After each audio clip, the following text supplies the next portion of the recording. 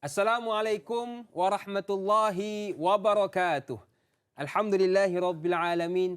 Wassalatu wassalamu ala rasulina wa habibina wa syafi'ina wa tabibi qulubina wa qudwatina wa zukhrina wa maulana Muhammad wa ala alihi wa sahbihi ajma'in wa man tabi'ahum bi ihsanin ila yaumiddin amma ba'. Hari Ahad pagi ini tak perlu lari sana sini. Pegang tangan sampai kini, duduk rehat dengan bini.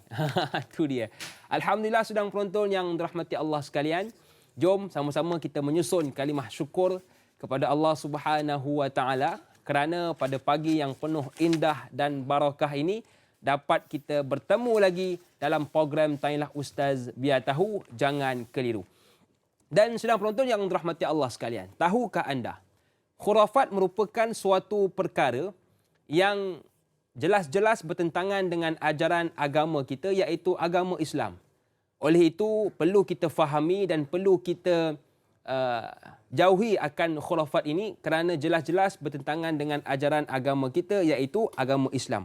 Jadi, untuk lebih pencerahan tentang khurafat ini, bersama dengan kita pada pagi ini, Al-Fadil Ustaz Kapten Maritim Nik Kamarudin Yunuh. Apa khabar Ustaz? Alhamdulillah. Segak Ustaz ya? Alhamdulillah. Duduk tepi Ustaz, rasa ni ketal lutut ni.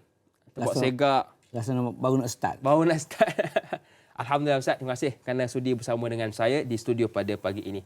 Dan kepada anda sedang penonton yang dirahmati Allah sekalian, jikalau ada persoalan yang ingin diajukan tentang tajuk kita pada pagi ini, iaitu kepercayaan kepada khurafat, boleh sahaja buat panggilan ke nombor 0377261603 atau boleh WhatsApp kami ke nombor 0112336480 atau terus ke Facebook kami Tanyalah Ustaz TV3. Dan pastikan soalan yang ingin diajukan tentang tajuk kita pada pagi ini iaitu kepercayaan kepada khurafat. Jadi insya-Allah tanpa buang masa, teruslah kita hulurkan kepada guru kita untuk pencerahan tajuk kita pada pagi ini. Silakan Ustaz. Bismillahirrahmanirrahim. Assalamualaikum warahmatullahi wabarakatuh. Alhamdulillahi rabbil alamin wa bihi nasta'in. Nahmaduhu wa nasta'inuhu wa nastaghfiruh. Wa na'udzu billahi min syururi anfusina wa min sayyiati a'malina. Man yahdihillahu fala mudilla lahu wa man yudlil fala hadiya lahu. Asyhadu an la ilaha illallah wahdahu la syarika lahu wa asyhadu anna sayyidina Muhammadan 'abduhu wa rasuluh. Allahumma salli ala sayyidina wa habibina wa syafi'ina wa zukhrina wa qurwatina wa maulana Muhammad sallallahu alaihi wasallam. Summa ila arwahi azwajihi wa ashabihi wa tabi'in wa tabi'ihim bi ihsanin ila yaumiddin summa amma ba'd. Ikimah benda yang khurafat benda yang kalau bahasa kita disebut ni dah terbiasa sehingga dah difilmkan pun kan, khurafat.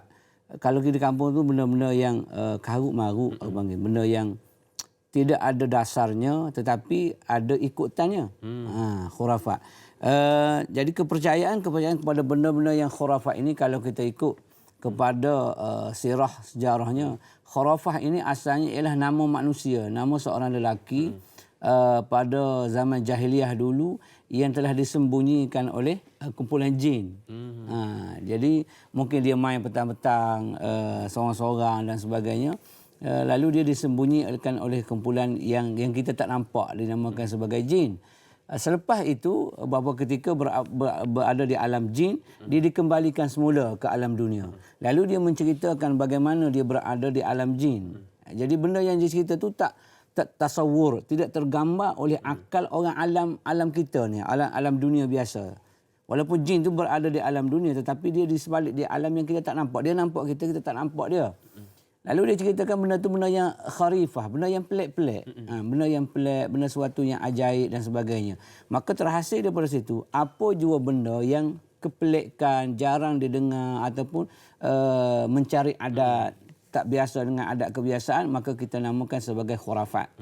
Jadi asal namanya ialah khurafat ini apabila seorang insan manusia disorokkan oleh jin, lalu dia menceritakan benda yang pelik-pelik. Jadi benda yang pelik, benda yang tak tergambar oleh akal manusia biasa dinamakan khurafah. Maka hasil daripada situ yang kita nak bincang hari ini, kepercayaan kepada benda-benda yang khurafat. Mungkin khurafat zaman dahulu berbeza dengan zaman sekarang. Zaman sekarang berbeza. Sebab sistem canggih dengan teknologi IT-nya dan sebagainya. Mungkin di sana ada mungkin khurafat-khurafat baru yang menyebabkan manusia itu lari daripada hukum hakam yang sebenar. Kerana kita ialah bertauhidkan Allah yang Maha Esa, yang satu. Kita bertauhidkan dia. Apabila di sana ada khurafat, dia akan membawa kepada satu benda yang lain, kepercayaan yang kedua. Dia akan berlakunya syirik ataupun perkongsian Allah dengan makhluk yang baru. Sebab itu kita memilih tajuk ini kerana ia memberi satu pengajaran yang cukup besar dalam akidah kita, iaitu untuk mentauhidkan Allah Subhanahu Wa Taala. Itulah satu kewajipan kita. Kalau pada awal lagi kita tidak mentauhidkan Allah, kita telah menduakan dia, maka kalau kita tengoklah sebagai contoh mudah, sebagai mukadimah pagi ni, Hakim, kalau Allah kata takdir, kata ada dua Tuhan, memang tak ada takdir pun ada dua Tuhan, ada dua Allah ni. Kalau ada dua, macam kita bawa kereta bawa kereta ni dekat-dekat nak raya haji kan, nak balik kampung dengan isteri kita penat, kita bagi dia bawa. Tapi kadang-kadang dia nak memotong kena di hadapan. Kita rasa tak boleh potong, dia rasa dia boleh potong. Betul. Rasa nak tarik handbrake je. Ini selalu berlaku, Ustaz. Selalu berlaku. Mana itu baru dua hati, belum lagi dua Allah, dua Tuhan. Allah Akbar. Maksudnya dia akan ada pandangan yang berbeza. Aku perlu potong sekarang, jaraknya begini, tapi bagi kita tak perlu. Jadi kalaulah makhluk biasa ini yang nak membuat keputusan dalam benda yang remeh-temeh pun sudah berlaku, orang panggil berantakan, apatah lagi kalau Tuhan Allah itu dua dan sebagainya, berlaku syirik dan sebagainya, sudah pasti mustahil, kerana dia akan merosakkan alam yang cukup indah ini. Itu sebagai mukadimah kita, maksudnya khurafat itu nanti akan bawa kepada berlakunya syirik kepada Allah Subhanahu Wa Taala. Jadi hati-hati, insya-Allah dalam masa 2 jam ni kita akan bincangkan mengenai kepercayaan kepada perkara yang khurafat, insya-Allah.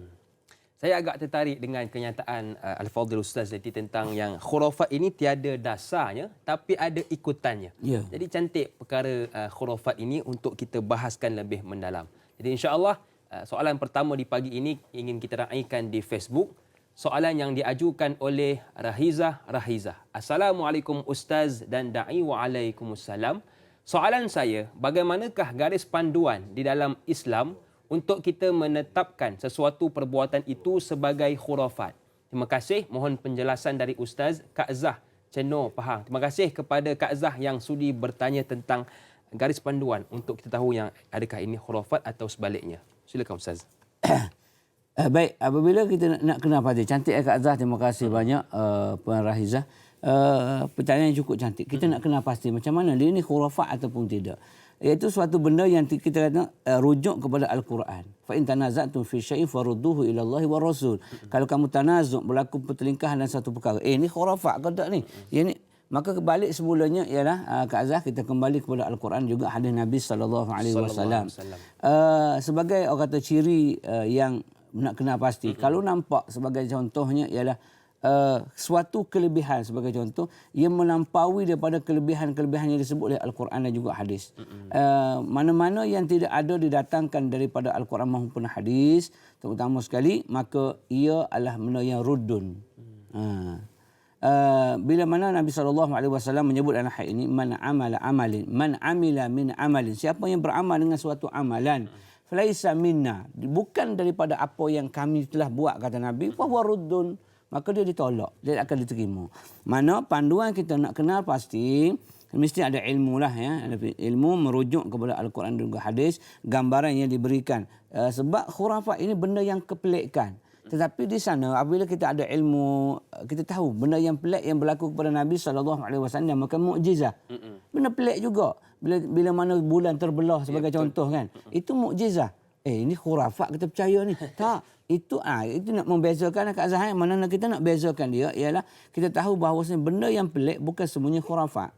Maksudnya di sana adanya garis panduan, iaitu ilmu lah. Betul. Itu mukjizat, itu ialah satu kelebihan istimewa yang mencari adab manusia.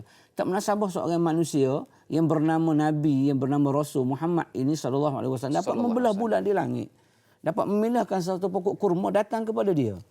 Seolah-olah macam sihir dan sebagainya. Seolah-olah. Tapi itu ialah satu mukjizat. Begitu juga yang lain kelebihan yang Allah berikan kepada para wali dinamakan karamah dan sebagainya. Maka kita nak tahu ataupun bagaimana nak kenal akan khurafat ini, kita kena merujuk kepada Al-Quran, hadis, ijma' maupun qiyas. Itulah sumber rujukan kita sebagai seorang Islam. Bila kita tengok benda ini adalah benda yang tak logik aku tengok ni. Tiba-tiba benda ni berhantu sebagai contoh. Mudah orang kita ni sinonim dengan hantu. Hantu memang cukup takutlah dia kan. Hantu dekat Kak Raya ni, orang panggil hantu apa? Kak Raya ni. Ada hantu raya. Hantu raya kan Kak Raya kan. Hantu raya. Cuma tak ada nama hantu raya haji ke hantu raya puasa. Maknanya sinonimnya ialah kita mempercayai benda-benda yang karut marut. Yang benda yang tidak ada dasarnya tadi. Yang mana mencari pada adat dia. Terkecuali ia pada karamah, pada mukjizat, pada ma'unah dan sebagainya. Wallahu a'lam. Mana merujuklah kita kepada Al-Quran hadis, ijma' maupun qiyas untuk menentukan manakah dia yang mencari adat yang diterima oleh agama, yang ditolak oleh agama Allah Subhanahu Wa Taala. Baik, Ustaz, terima kasih atas pencerahan. Bila Ustaz kata perlu ada panduan, perlu ada ilmu, teringat saya satu pesanan junjungan besar Nabi Muhammad sallallahu alaihi wasallam, iaitu aku tinggalkan dua perkara, jikalau kamu pegang pada dua perkara ini lan tadillu abada, kamu takkan sesat selamanya, iaitu Al-Quran dan hadis. Baiklah, saudara penonton yang dirahmati Allah sekalian. Kita ada soalan yang kedua, Ustaz, di pagi ini diajukan di Facebook juga. Ramdeseru, Assalamualaikum Ustaz dan Da'i, Waalaikumsalam. Saya ingin bertanya, apakah ciri-ciri, bentuk dan perkara-perkara khurafat? Bagaimana perkara khurafat boleh wujud dan masih diamal dan menjadi kepercayaan lagi sebahagian masyarakat kita hari ini? Apa pandangan Ustaz? Terima kasih kepada Ramdeseru yang sudi bertanya. Silakan Ustaz. Ramdeseru Deseru belah mana ni? Baik, ini ada kesinambungan daripada soalan Kak Zah tadi kan.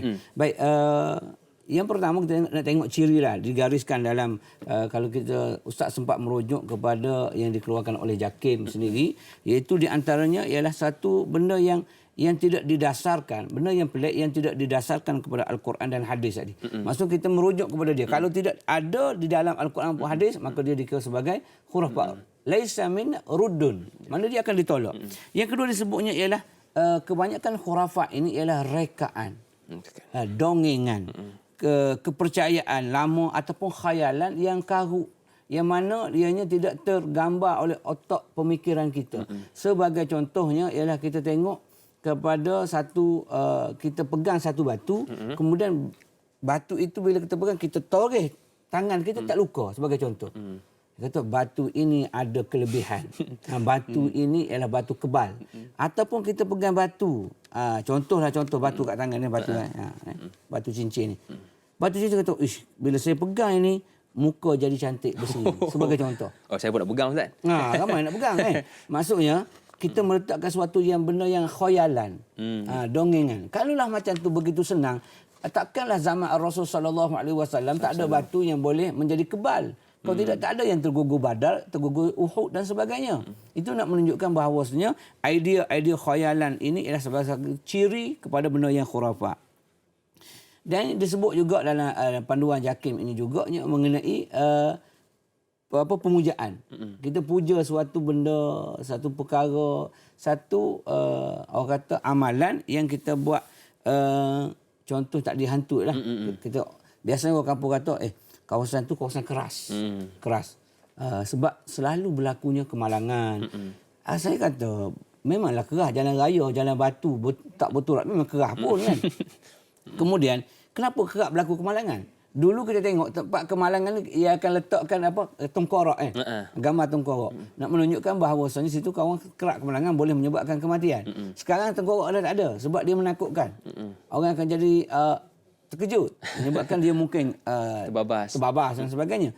Tapi sebenarnya apabila kita dimomokkan, inilah maksudnya kita puja tempat itu, tempat ini ada jin, tempat ini berhantu, tempat ini. Pemujaan itulah, ciri-ciri khurafat ini ialah bentuk pemujaan, kepercayaan. Suatu tempat itu boleh mendatangkan mudarat, boleh mendatangkan keburukan dan sebagainya. Kemudian di antaranya lagi ialah menggunakan objek-objek tertentu tadilah, seperti azimat, tangkal dan sebagainya. Dan juga yang akhir sekali iaitu ianya bercanggah dengan pahaman akidah kita ahli sunnah wal jamaah dan juga bercanggah dengan syariat Allah Subhanahu wa taala. Kerana kita tidak ada tempat yang kita nak iyyaka na'budu wa iyyaka nasta'in, tempat kita nak minta bantuan melainkan Allah Azza wa Jalla. Tiba-tiba kita minta dengan benda lain, makhluk lain dan sebagainya, itu menunjukkan ada unsur-unsur khurafah. Itu sebagai contohnya dah kita dah sebut tadi, batu permatanya, jin, hantu dan sebagainya. Maka itu di antara ciri dan juga contoh yang kita dapat bawa pada pagi ini mengenai apa itu khurafat. Baik, jadi apa yang boleh saya ringkaskan 5 ciri yang boleh kita fahami untuk tidak tergolong dalam golongan yang melakukan khurafat, iaitu yang pertama bertentangan dengan Al-Quran dan Sunnah, yang kedua rekaan, khayalan yang karut, yang ketiga bentuk pemujaan, yang keempat menggunakan objek tertentu, dan yang terakhir bercanggah dengan ahli sunnah wal jamaah. Jadi ini 5 perkara yang perlu kita fahami dan kita jauhi agar tidak tergolong dalam golongan yang melakukan khurafat. Baiklah sedang penonton yang dirahmati Allah sekalian, saya agak tertarik soalan yang diajukan oleh sahabat kita di Facebook juga, Nur Azikin Muhammad Yusof. Assalamualaikum Ustaz, da'i dan kru-kru tanyalah Ustaz. Waalaikumsalam. Moga sentiasa sihat, sentiasa dan dilindungi Allah Subhanahu wa taala. Amin.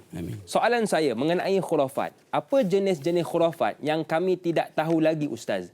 Boleh terangkan dengan ringkas saja. Adakah memuja perempuan cantik, pemberi rezeki salah satu amalan khurafat? Mohon penjelasan. Terima kasih kepada Nur Azikin yang sudi bertanya. Silakan Ustaz. Adakah puja perempuan cantik pun tergolong dalam golongan khurafat Ustaz? Baik, Nur Azikin okey. Mungkin baik, di antara bentuk-bentuk khurafat yang masih ada yang orang beramal dengan seperti memuja kubur-kubur orang-orang alim, orang-orang yang hebat. Dia tidak minta dipuji dan sebagainya, tetapi manusia memuja dia. Memuja pokok kayu, memuja telaga keramat dan sebagainya. Maka termasuk tadi kalau kita puja-puji menyebabkan kita lupa Allah Subhanahu Wa Taala, tak kiralah perempuan cantik ke lelaki sado ke, maknanya kita di sana kita buat satu pujian itu yang melebihi pada hak dia. Meletakkan dia, aku kalau tak ada dia ni, aku tak boleh hidup ni. Contoh. Bagaimana kau hidup dengan perempuan kau ataupun kau hidup dengan benda yang kau ada itu bukan kerana Allah.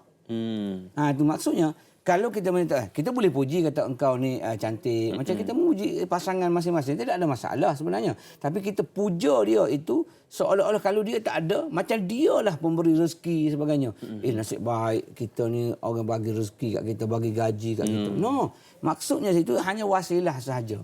Tak boleh kita meletakkan perempuan cantik itu menyebabkan aku ni jadi orang kata kalau tak ada dia aku tak boleh hidup. Itu tak boleh. Sebab kehidupan itu ialah milik Allah Subhanahu Wa Taala. Jadi apa juga bentuk pemujaan yang melampaui daripada hak-hak batasan syariat yang sebenar, maka dia menjadi satu benda yang boleh membawa kepada syirik, menduakan Allah Subhanahu Wa Taala. Sebab itu Nabi SAW bila dia dipuji berlebih-lebihan, dia lalu ambil pasir hatama ala wujuhin. Nabi baling di atas muka-muka mereka. Nabi tak sempat nak pulang balik. Contoh kata Hakim handsome. Hakim pun tertelan dengan kehandsomean itu. Naik pasir kan? Nak kena balik. Maksudnya bila orang puji kita saja, segera kita balikkan semula. Allah Maha cantik. Engkau ni kaya. Allah Maha kaya. Engkau ni hebat. Allah Maha hebat. Segera pulangkan. Nabi takut tak sempat nak pulang balik. Nabi tertelan ataupun termakan dengan pujian manusia. Yang kebanyakan daripada kita, kalau orang tak puji, kita marah kan? Betul. Ada pujian yang memang hak dia. Puji dia betul-betul macam kita tulis surat sapaan kan ke hadapan yang berbahagia Datuk, mohon Datuk yang berbahagia. Sebut berbahagia itu dah satu doa dah. Maknanya kemunasabahan kita nak bagi kat dia itu bahagia. Kan kita pun minta Rabbana atina fid dunya hasanah kan, wa fil akhirati hasanah wa qina azabannar, bahagia dunia dan bahagia akhirat. Tetapi jangan berlebihan. Yang bahagia Datuk sempurna dengan Aidilfitri ini, Datuk yang mulia, Datuk yang hebat, handsome, tinggi, bergaya, sado. Barang siapa melihat Datuk sudah pasti akan cair. Contoh dia kan. Itu dah melampaui adat dia. Kawan pun hanya nak bagi lembu seekor jadi 3 ekor. Sebagai contoh.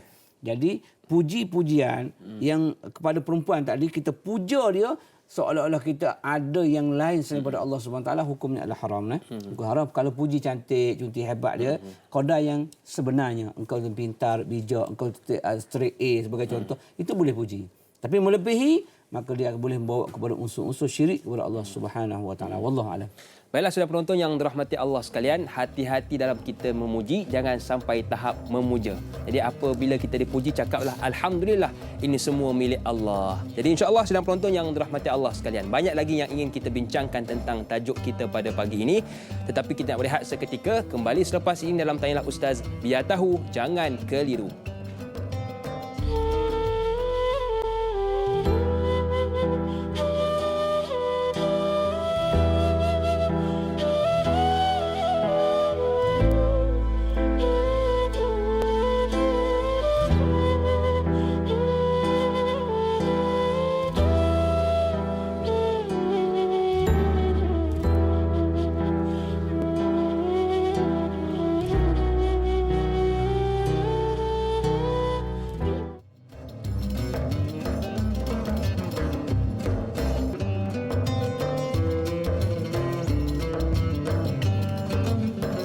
Alhamdulillah, terima kasih kepada anda yang masih lagi sudi bersama dengan kami.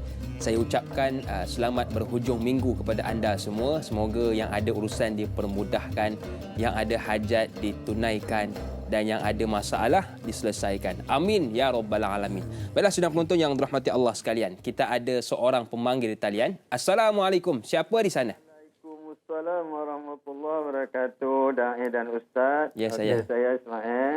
Ya. Okey, soalan dia begini, Ya, Tuan. Ustaz. Ada orang yang mempercayai dengan adanya tanda-tanda di badan boleh menentukan nasib, tuah, rezeki dan seumpamanya. Jadi soalan saya, apa hukum mempercayai benda-benda seperti ini? Okey, yang kedua soalan saya, apakah dengan kurangnya ilmu dan iman, seseorang itu mudah terpengaruh dengan kepercayaan kepada khurafat? Itu je soalan pagi ini. Terima kasih. Assalamualaikum warahmatullahi wabarakatuh. Waalaikumsalam warahmatullahi wabarakatuh. Terima kasih kepada Tuan Haji Ismail dari Sungai Buloh yang sudi bertanya tentang dua soalan. Yang pertama tentang tanda-tanda di badan, tanda-tanda di badan orang percaya. Adakah itu juga merupakan khurafat? Yang kedua, adakah dengan kurangnya ilmu dan iman membuatkan kita cepat terpengaruh dengan khurafat, Ustaz? Silakan. Baik, Abang Mai dia muda ikut ni. Abang Mai seorang muda gitu. Okey, Abang Mai kita ambil yang kedua dulu. Maksudnya, adakah kerana tiada ilmu dan iman menyebabkan dia mudah terpengaruh dengan benda-benda yang khurafat? Ya, itu betul. Maksudnya di sini, orang yang nak ada kelebihan. Mereka yang mencari kelebihan duniawi biasanya mudah akan terpengaruh dengan benda-benda yang khurafat. Sebab benda khurafat ni kebanyakan benda yang orang lain tak ada, kita ada. Contoh, batu boleh menyebabkan kecantikan, boleh menyebabkan jadi pelaris dan sebagainya. Orang lain tak ada, kita je ada. Maksudnya kita mencari kelebihan duniawi. Boleh. Maknanya kalau nak dunia, Allah bagi. Man arada dunia fa'ali bil ilmi. Mu nak dunia, kena cari ilmu lah. Ilmu dunia lah. Allah bagi. Mu nak akhirat, dengan ilmu juga. Betul. Kalau kamu nak aradahuma, kedua-dua kamu nak juga dengan ilmu tadi. Jadi kebanyakan ni orang yang lemah imannya yang perlu nak kelebihan. Mereka nak kelebihan duniawi sebagai cantik, kaya dan sebagainya. Dalam waktu yang singkat tanpa usaha, maka mereka akan mencari kelebihan-kelebihan duniawi tadi yang menyebabkan dia cepat, shortcut. Jadi benda yang nak jadi kaya menyebabkan dia ada kata persaingan, perniagaan. Orang sebelah berniaga, dia berniaga. Supaya dia cepat untuk lari, dia padamkan yang sebelah, kiri dan kanan. Tinggallah kedai dia satu je. Jadi orang memilih dia. Seolahnya begitu. Mana tak ada keimanan, berlaku kezaliman kepada manusia dan sebagainya. Itu nak menunjukkan bahasanya mereka yang tamak. Sedangkan Nabi SAW menyebut kepada kita, Al-Kaisu man dana nafsahu wa amila lima ba'dal maut. Orang yang paling cerdik, orang yang paling pintar, sahabat-sahabat sekalian, Nabi pesan kepada kita, iaitu orang yang dana nafsahu, merendahkan jiwa, runtunan nafsu dia, rendah, dana, menghinakan dia. Menghinakan, mana aku tak ikut kehendak kau, wahai nafsuku. Kau ada nafsu, aku ada nafsu, tapi aku tak akan ikut kehendak kau. Sebab aku akan beramal lima ba'dal maut. Aku akan beramal untuk aku tuai nanti selepas aku mati nanti. Mana itu orang yang paling cerdik. Jadi orang yang tak ada ilmu, imannya kurang menyebabkan dia mencari kelebihan, lalu dia buat puja-puji dan mudah percaya kepada amalan-amalan khurafat. Dia pergi bernasib, sedangkan itu amalan yang diharamkan. Innama ya ayyuhallazina amanu innamal khamru wal maisir wal ansab wal azam rijsum min amali syaitan fajtanibuhu la'allakum tuflihun. Kejayaan itu terhasil apabila orang-orang beriman itu tidak berjudi, tidak minum arak, tidak bertenu nasib, tidak melakukan penyembelihan yang diharamkan. Itu asas kejayaan bagi seorang Islam yang disebut dalam surah Al-Maidah ayat 90. Jadi bertitik tolak daripada situ, ambil soalan, kita tengok soalan yang pertama tadi, tanda di badan sebagai contoh. Ya, betul. Berkaitan dengan situ, tanda di badan sebagai contoh, ada yang tanda di sebelah belikat sebagai contoh, ada tanda. Oh, ini tanda murah rezeki.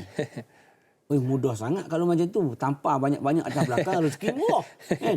Ataupun tanda, ada lagi tanda tak lalat lah. Tak lalat atas kening lah. Saya ada dalam mata. kat hidung tak lalat. Ada dua. Ada dua. Itu nak menunjukkan akan bau ada dua contoh dia. Bau dua. Dua apa tahulah. Dua bini ke dua apa. Wallahualam. Itu perkayaan yang karut. Bila karut, dia boleh bawa kepada khurafat, benda yang tahyul dan sebagainya. Ini yang berlaku pada amalan-amalan yang kita sebut sebagai apa sekarang ni? Tahyul.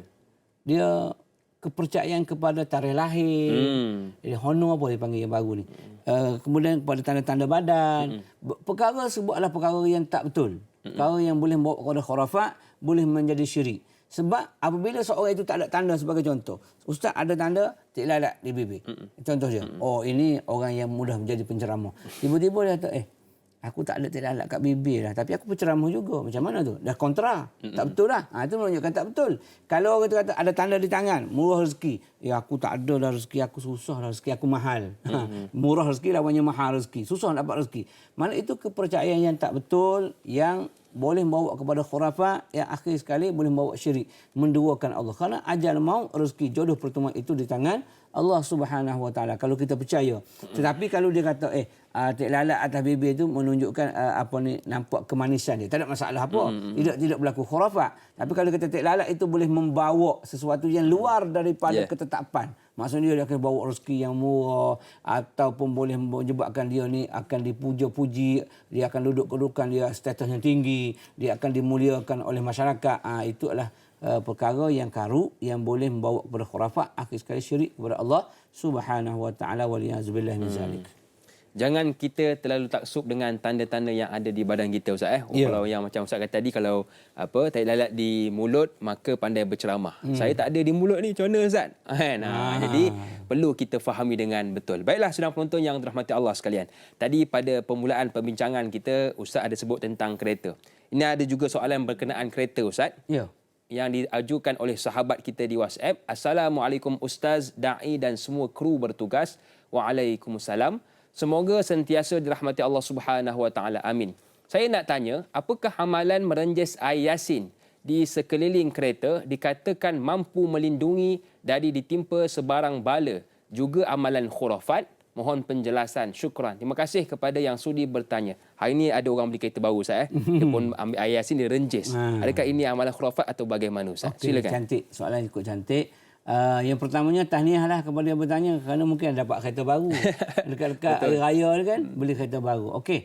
Amalan itu biasa kita tengoklah, merenjis dengan menggunakan air Yasin dan sebagainya. Baik. Pertama sekali kita ambil air dululah, ambil air kaedah. Kaedah air yang kita bacakan surah-surah tertentu dan sebagainya sebagai tabarruk, ambil keberkatan daripada ayat-ayat berkenaan. Ambil tabarruk, ambil keberkatan. Sebab keberkatan ini kita tengok kepada air Zam-Zam itu sendiri. Air Zam-Zam, Zam-Zama lima syuribalah. Nabi SAW menyebut Zam-Zam itu mengikut apa yang kamu niatkan ketika minum itu. Maksudnya di sana ada keberkatan daripada air Zam-Zam itu sendiri. Maka hasil daripada itu keberkatan daripada air yang kita baca. Tak kira Yasin dan sebagainya. Kita biasa sebut Yasin itu sebab Yasin itu ayat yang biasa kita baca. Yang selalu dah Pak Imam, Pak Kiai dah hafaz dan sebagainya. Maka dia gunakan keberkatan ayat itu untuk memberi, orang kata, sebagai doa, sebagai wasilah untuk keberkatan pada kenderaannya. Ataupun pada rumah yang baru untuk duduk pun ramai. Semaya hajat dan sebagainya. Sebenarnya itu bukan benda khurafat. Tak. Itu tidak termasuk dalam benda yang khurafat yang menjadi kesalahan. Tetapi, ingat baik-baik. Tetapi, kalau kita menyatakan, dengan dia inilah menyebabkan kereta aku selamat. Tinggal Allah. Hukum dia haram, tak boleh. apa jua sekalipun. Tidak kata yang air Yasin untuk simbah rumah, simbah kereta je. Hatta kalau kita makan nasi pun kan, makan nasi, Allah sedapnya nasi ni, kenyang nasi ni. Kalau tak ada nasi tak hidup aku ni. Mana Allah? Itu maksudnya. Maksudnya di sini ialah kita ambil tabarruk keberkatan ayat Quran yang kita baca itu ataupun daripada budak-budak tahfiz, adik-adik anak-anak kita yang tahfiz, dia sembahyang hajat, kita ambil keberkatan daripada yang dibaca itu, lalu kita renjiskan di kenderaan, renjiskan di rumah dan sebagainya dengan izin Allah Subhanahu Wa Taala. Bukan kita kata ayat Yasin itu memberi sebagai protection, pelindung dan sebagainya. Allah Maha Pelindung. Dia itu adalah keberkatan kalam Allah. Allah juga di situ. Kita tidak mengambil yang lain selain daripada milik Allah Subhanahu Wa Taala. Maka amalan itu hati-hati Hati-hati, takut nanti kita kata dah baca Yasin dah renjis 7 baldi dah. Kemalangan juga, aksiden juga kata aku. Nampak? Yang tu kita takut. Contoh pakai cincin. Cincin itu perhiasan kesukaan Nabi, sunnah Nabi SAW. Lalu kita pakai. Tapi kalau kita kata dia ini boleh mendatangkan kebaikan, keburukan, mudarat dan sebagainya, hukumnya haram. Haram. Sebab tu kadang-kadang ustaz pun tak pakai. Takut nanti kita akidah. Sebab syaitan selalu duduk kacau kita punya pemikiran. Kau pakai cincin tu, itu menyebabkan lari makanan kau, lari kedai kau. Dah, lari mana Allah? Maka begitu juga renjisan tadi, hati-hati supaya kita tidak berlakunya benda yang tahyul, khurafat dan sebagainya. Cuma di situ kita ambil tabarruk, ambil keberkatan daripada ayat-ayat yang kita baca, sama ada Yasin apa sekalipun, untuk kita renjis, untuk kita ambil berkat letak pada kenderaan ataupun pada rumah dan sebagainya. Wallahu a'lam. Baik, jadi tak ada masalah kalau kita nak buat, orang kata nak renjis kereta kita dengan air Yasin, tapi jangan sampai kita mengatakan dengan air Yasin inilah kereta aku selamat. Jadi jaga susun atur bicara kita, jangan kita jatuh ke lembah khurafat. Baiklah Ustaz dan senang penonton, saya bila baca soalan di Facebook ni agak tertarik juga, soalan yang diajukan oleh Aizul Amir. Assalamualaikum Ustaz dan da'i wa alaikumussalam. Soalan saya, apakah dream catcher juga termasuk di antara perkara khurafat? Yang kedua, apakah dream catcher dibenarkan dalam Islam atau tidak? Dan yang ketiga, bagaimana kalau ianya hanya sekadar hiasan di dalam kereta atau corak pada inai dan tudung? Mohon pencerahan Ustaz. Terima kasih. Zul Kuala Krai, Kelantan. Terima kasih kepada Zul, orang Kelantan yang sudi bertanya. Tanya apa? Dream catcher tu Dream catcher. Mungkin macam mana tu? Mungkin pembaca mimpi mungkin barangkali. Pembaca mimpi. Ya, menilik mimpi. Okey.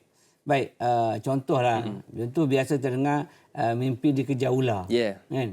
Dikejar ular, biasanya ada orang yang berkenan, orang nak masuk Minang. Tiba-tiba yang mimpi itu ialah makcik umur 100.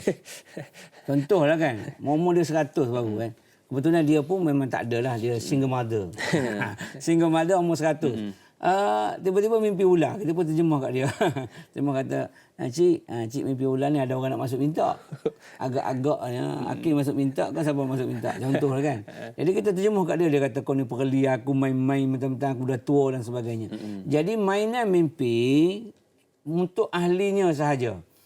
Boleh diterjemahkan. Orang yang ada kepakaran macam Nabi Allah Yusuf AS. Dia pun tak ambil mimpi yang baik. Seorang Nabi, sebab dia tidak akan berlaku kata dosa dan sebagainya, kemaksiatan, tak akan berlaku, kesilapan dan sebagainya. Begitu juga Nabi SAW boleh menafsirkan mimpi dan sebagainya. Tapi kalau bukan daripada ahlinya, jangan sesekali kita nak menafsirkan. Menafsirkan mimpi ataupun ramalan lah. Ramalan. Ansar wal azlam. Ramalan. Ramalannya contoh selain daripada yang takbir mimpi. Contoh perjalanan. Perjalanan kita lalu nak pergi ke satu tempat destinasi. Tiba-tiba ada seekor kucing hitam melintas. Kita kata, ini alamat tak baik. Itu tak boleh. Itu adalah khurafat, percayaan yang karu. Benda ni sebenar, orang dulu, dia ambil sebagai pedoman dia banyak kali. Apabila berlakunya kucing melintas, ada benda yang tak elok berlaku. Hasil daripada itu, dia buat satu kepercayaan. Dia benda nak jadi adat ni, benda kena selalu buat. Kalau sekali tak akan jadi adat. Tapi oleh kena berkali-kali, dia akan jadi terbiasa dan jadi adat kebiasaan dia. Biasanya bila biawak melintas, kita pergi tuan rumah tak ada. Benda tu benda yang karu. Tak boleh percaya. Sebenarnya sebab biawak tu sebenarnya di tengah bandar kota macam ni, biawak patut yang tak ada, tiba-tiba ada melintas. Rupanya biawak terlepas daripada beg orang yang pelari, sebagai contoh kan. lari banyak-banyak ramai-ramai. Jadi adakah itu betul dan sebagainya? Benda itu adalah benda yang karu. Begitu juga dengan takbir tadi. Mentakbir mimpi dan sebagainya. Kalau bukan daripada ahlinya, maka jangan mentakbir, takut dia boleh membawa kepada khurafat atau menyebabkan kita syirik kepada Allah. Kita percaya. Mimpi kau tadi, kau terjun nak jatuh daripada bukit, nak menunjukkan perniagaan kau akan merosok, akan jatuh. Oh, air mengalir nak menunjukkan rezeki engkau akan melimpah ruah. Kita percaya kepada benda itu, sedangkan benda itu tidak ada nas, tidak ada dalil, tidak ada bukti yang menunjukkan kehidupan engkau dikuasai oleh pahaman dan juga pandangan fenomena berkenaan. Oleh yang demikian, sebaik-baiknya kita elokkan apa bentuk ramalan sekalipun. Apa bentuk apa yang boleh orang kata luar daripada dalil ataupun nas. Mimpi, sebab mimpi ini ialah satu mainan. Sebut mainan mimpi kan. Maka itu seolah-olah kita bermain dengan nasib. Jadi kalau bermain dengan nasib, masuk dalam ayat yang kita baca tadi. Innamal khamru wal maisiru wal ansab wal azlam rijsun najis. Fajtanibuh, wajib engkau jauhinya. La'allakum tuflihun, engkau akan berjaya bila engkau jauhi empat perkara ini. Wallahu a'lam. Baiklah Ustaz, terima kasih di atas pencerahan. Mungkin kita boleh tengok gambar yang disiarkan di kaca televisyen kita. Mungkin ini yang dikatakan dream catcher Ustaz ya.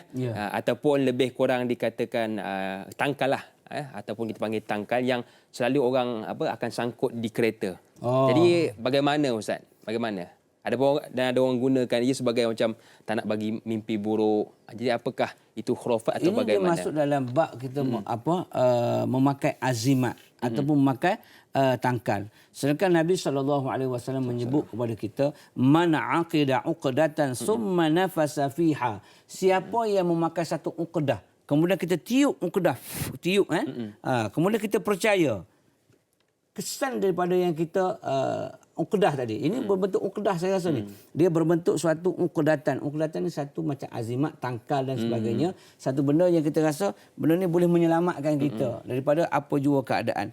Wa huwa sirrun, dia daripada sihir. Dia seumpama dengan sihir, maka hendaklah kamu jauhi dia. Jangan ikut dia, sebab perkara itu kita seolah-olah menduakan Allah Subhanahu wa taala. Faqad asyraka, Nabi kata, kamu telah berlaku syirik. Kamu gantung satu benda, kamu tiup padanya, minta keberkatan kepada dia dan sebagainya. Faqad asyraka.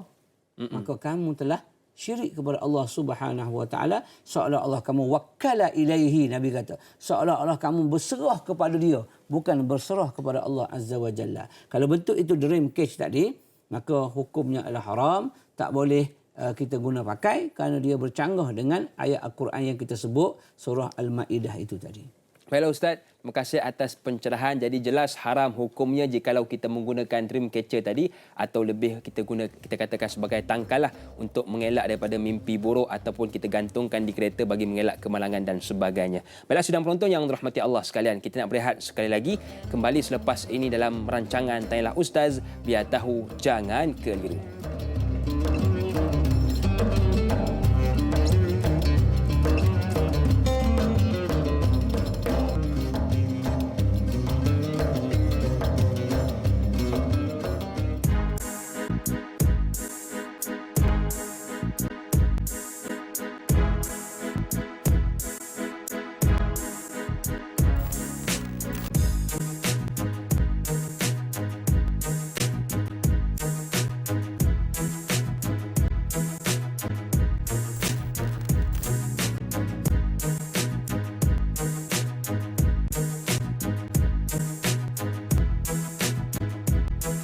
Alhamdulillah, terima kasih kepada anda yang masih lagi sudi bersama dengan kami. Tadi kami ada paparkan grafik berkenaan dengan pseudoscience, iaitu sains palsu, dan juga hoax, iaitu tipu helah gurauan. Jadi mungkin Ustaz ada pandangan tentang dua perkara ini.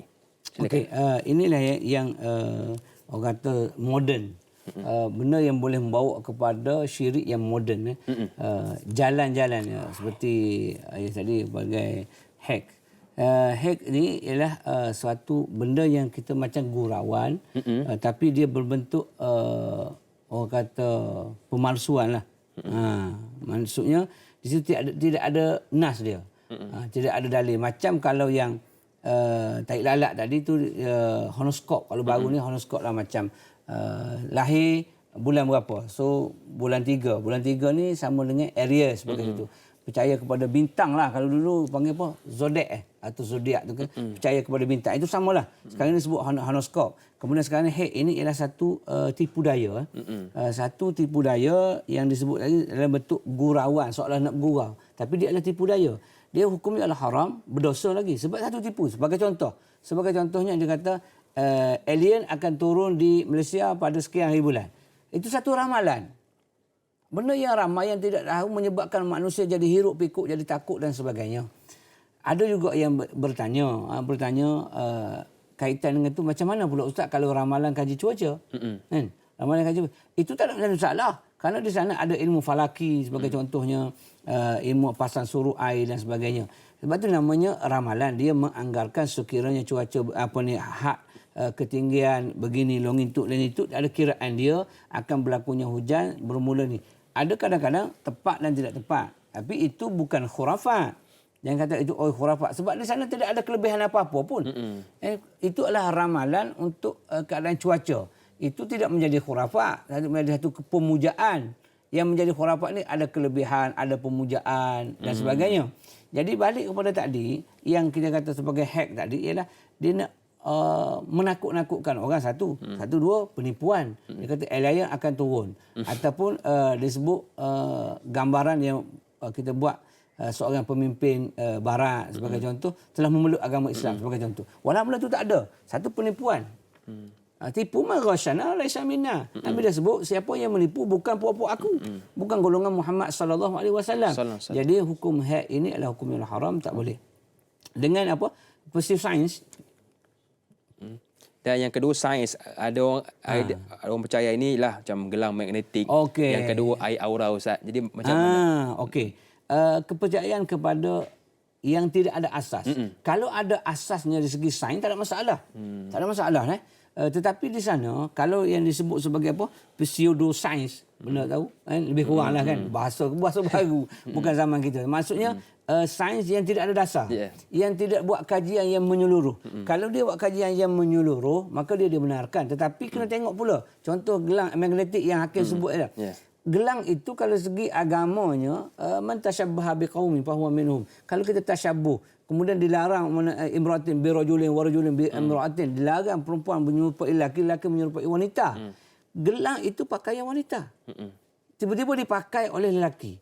Maka dengan alasan untuk berubat. Yes, kita terima untuk berubat. Tapi adakah di sana tak ada dah ubat lain, tak ada ke cara lain yang boleh mengelakkan tasyabuh. Mengelakkan kesamaran tadi. Contohnya, tiba-tiba Hakim mari hari ni pakai gelang besar. Kan? Penuh itu. Orang kata, kita di sini mungkin kita tahu. Tetapi masyarakat tengok, Ustaz, tanyalah Ustaz, TB3, TB9. Tapi pakai gelang. Fitnah tak fitnah? Betul. Akan mendatangkan fitnah. Itu Islam jaga fitnah. Sebab asyadu minal qatl. Kena jaga fitnah. Jadi untuk mengelakkan daripada walaupun boleh. Cuma saya nak sebut di sini, kalau kita percaya 100% bahawa gelang magnetik itu boleh menyebabkan sel-sel, zarah-zarah dalam badan kita berjalan dengan lancar tanpa adanya Allah Ta'ala hukum al-haram. Tetapi kalau kita kata dia sebagai ubat, contoh, Hakim sakit kepala makan Panadol. Panadol itu bukan menyembuhkan, Allah yang Maha Penyembuh. Tetapi Allah letakkan sembuhan itu pada Panadol. Maka kita makan Panadol boleh menyembuhkan. Siapa menyembuh? Allah. Allah letak dia. Tapi kalau Allah tak mahu pada Panadol itu, ramai orang yang makan Panadol berpuluh-puluh biji, tak ada apa-apa berlaku. Sebab sifat semula jadi dia itu telah ditarik balik. Sebagai contoh, api yang membakar sifatnya. Tetapi telah ditarik balik kebakarannya itu daripada Nabi Allah Ibrahim AS. Lalu tidak terbakar dalam api Namrud. Maknanya segala-gala milik dia. Walaupun sifat pisau itu menghiris. Tetapi oleh kerana kehendak Allah Ta'ala tiba-tiba potong, tak luka dia. Apa sebab? Wallahu alam, Allah yang maha mengetahui. Jadi dalam kes ini, kalau kata gelang magnetik itu boleh menyembuhkan, hukumnya haram. Maksudnya kalau kita kata dia yang menyembuhkan. Tapi kalau kita pakai dia sebagai wasilah untuk berubat, dia dibenarkan. Cumanya di sana ubah suai. Ubah suai gelang magnetik itu daripada menyerupai wanita, tukar kalau orang lelaki nak pakai, letaklah yang kajian saintifik yang betul, letak di jam. Segala magnetik dia tu letak di jam supaya ia tidak tasyabuh dengan perempuan. Maka dibenarkan. Tapi kalau kita kata dia ini boleh menyembuhkan, hukumnya adalah haram. Bagaimana dengan air terapi, bacaan air dan sebagainya tadi? Balik pada soalan yang tadi, yang merinjih tadi. Mana ambil tabarruk daripada situ. Bukan kita kata kita minum air Yasin menyebabkan hati kita terbuka, menyebabkan kita boleh terima ilmu Allah Subhanahu Wa Taala. Tak, itu sebagai wasilah sahaja, ambil tabarruk, keberkatan sahaja. Tapi kalau kita meletakkan dia dapat menyembuhkan, dia dapat menghindarkan, dia dapat memberi baik dan mudarat, hukumnya adalah haram. Balik semula kepada asal supaya tidak berlaku khurafat dan syirik kepada Allah Subhanahu Wa Taala. Hati-hati kita dengan dua perkara yang telah diulas oleh Ustaz tadi, iaitu yang pertama pseudoscience, iaitu sains palsu yang mungkin barangkali ada antara kita mengamalkannya, dan yang kedua hoax, tipu helah gurauan. Hati-hati dengan dua perkara ini, jangan sampai kita tergolong dalam golongan yang melakukan khurafat. Baiklah, soalan seterusnya ingin kita raikan di WhatsApp. Assalamualaikum Ustaz dan da'i, waalaikumsalam. Apakah hukum memakai kayu koka? Ada yang mengatakan jika digunakan untuk tasbih lebih menguatkan seseorang. Syukran. Terima kasih kepada yang sudi bertanya tentang koka, Ustaz. Silakan. Okey, saya bila sebut kayu koka kita selalu pergi ke Mekah bawa jemaah dan sebagainya, alhamdulillah. Cuma musim Covid tak dapat pergilah tahun ni kan, haji pun tak dapat dan sebagainya. Di sana memang dimomokkan dengan kayu koka. Kayu koka katanya ada dua pandangan. Satu kata kayu bahtera Nabi Allah Nuh AS. Katanya tongkat Nabi Musa dan sebagainya. Wallahu alam, tapi ada pokok koka tu memang ada di tanah-tanah Arab, di kawasan Timur Tengah ada kayu koka. Kayu koka adalah kayu biasa. Kayu biasa. Kita yang puja-puji dia kata ada kelebihan. Bila pakai koka, syaitan tak datang. Oh, mudah sangat. Mudah sangat syaitan tak datang tengok koka kan. Sebab tu saya bawa jemaah, saya tengok. Ada yang excited boleh pergi kan. Sampai kat kedai saja tengok kayu koka. Dekat Malaysia mahal kan. Tengok sana, baru RM25 kan. Uish, beli satu pakai belah kanan, beli satu pakai belah kiri. Gantung kat leher. Jalan subhanallah, alhamdulillah. Oh, hebat dia. Koka. Aku jadi kuat, jadi semangat. Sebenarnya ialah minda kita. Psikologi. Tetapi kalau kita meletakkan koka itu ada kebaikan, kemudaratan dan sebagainya, boleh mendatangkan baik buruk dalam kehidupan, hukumnya haram. Tak kira koka, tak kira kayu gaharu ke kayu apa sekalipun, permata cincin, itu termasuk dalam bab khurafat. Sebenarnya, kepercayaan itu. Tetapi kalau kita menggunakan tasbih, apa je tasbih untuk beri semangat, yes, boleh. Maksudnya, aku bila menggunakan tasbih, aku rajin. Bila orang pegang tasbih, jarang buat tasbih pergi karaoke. Betul tak? Maksudnya, kita pegang tasbih, kita akan jadi semangat tau. Pegang tasbih, Allah subhanallah. Jangan pegang tasbih, nak buat benda lain. Jadi, itu semangat. Tak kira lah koka dan sebagainya. Cumanya, kayu itu kayu yang tumbuh di Timur Tengah, di tanah Arab dan sebagainya. Mungkin ada keberkatannya. Tetapi percaya koka boleh menguatkan badan, boleh menghindarkan sihir, boleh menjauhkan musuh dan sebagainya. Itu satu benda yang kata mitos, benda yang orang reka untuk tabarruk, untuk keberkatan daripada tanah. Okey, maksudnya di tanah Arab itu adanya ambiak dan sebagainya. Tapi kepercayaan koka itu memberi kekuatan untuk kita melawan musuh dan sebagainya adalah benda yang karuk, yang tak payah kita bubuh dalam kepala kita. Aku nak koka supaya aku kuat badan dan sebagainya. Nak kuat badan, jaga makan, jaga minum, jaga tidur, kuatlah kita. Rajin ibadat kepada Allah Subhanahu Wa Taala, tajam fikiran dengan zikir kepada Allah, kuatlah dia. Nabi tak pegang tasbih koka pun kuat. Betul. Para sahabat pun tak pegang koka pun kuat. Ada tapi tidak meletakkan perkara itu sebagai kekuatan. Tapi kekuatannya ialah pada zikrullah. Zikir kepada Allah menjadikan kita kuat. Itu saja. Maksudnya bukan saja koka, bukan saja bertanya dia koka saja, benda-benda lain yang kita jadikan dia sebagai kekuatan, sebagai pemujaan, cincin ke batu nisan ke batu kubur. Saya ingat lagi dulu masa sekolah dulu orang kata kayu tongkat khutbah itu menjadi kekuatan badan. Satu surau kita buat khutbahnya untuk hari Jumaat biasa-biasalah. Surau kampung.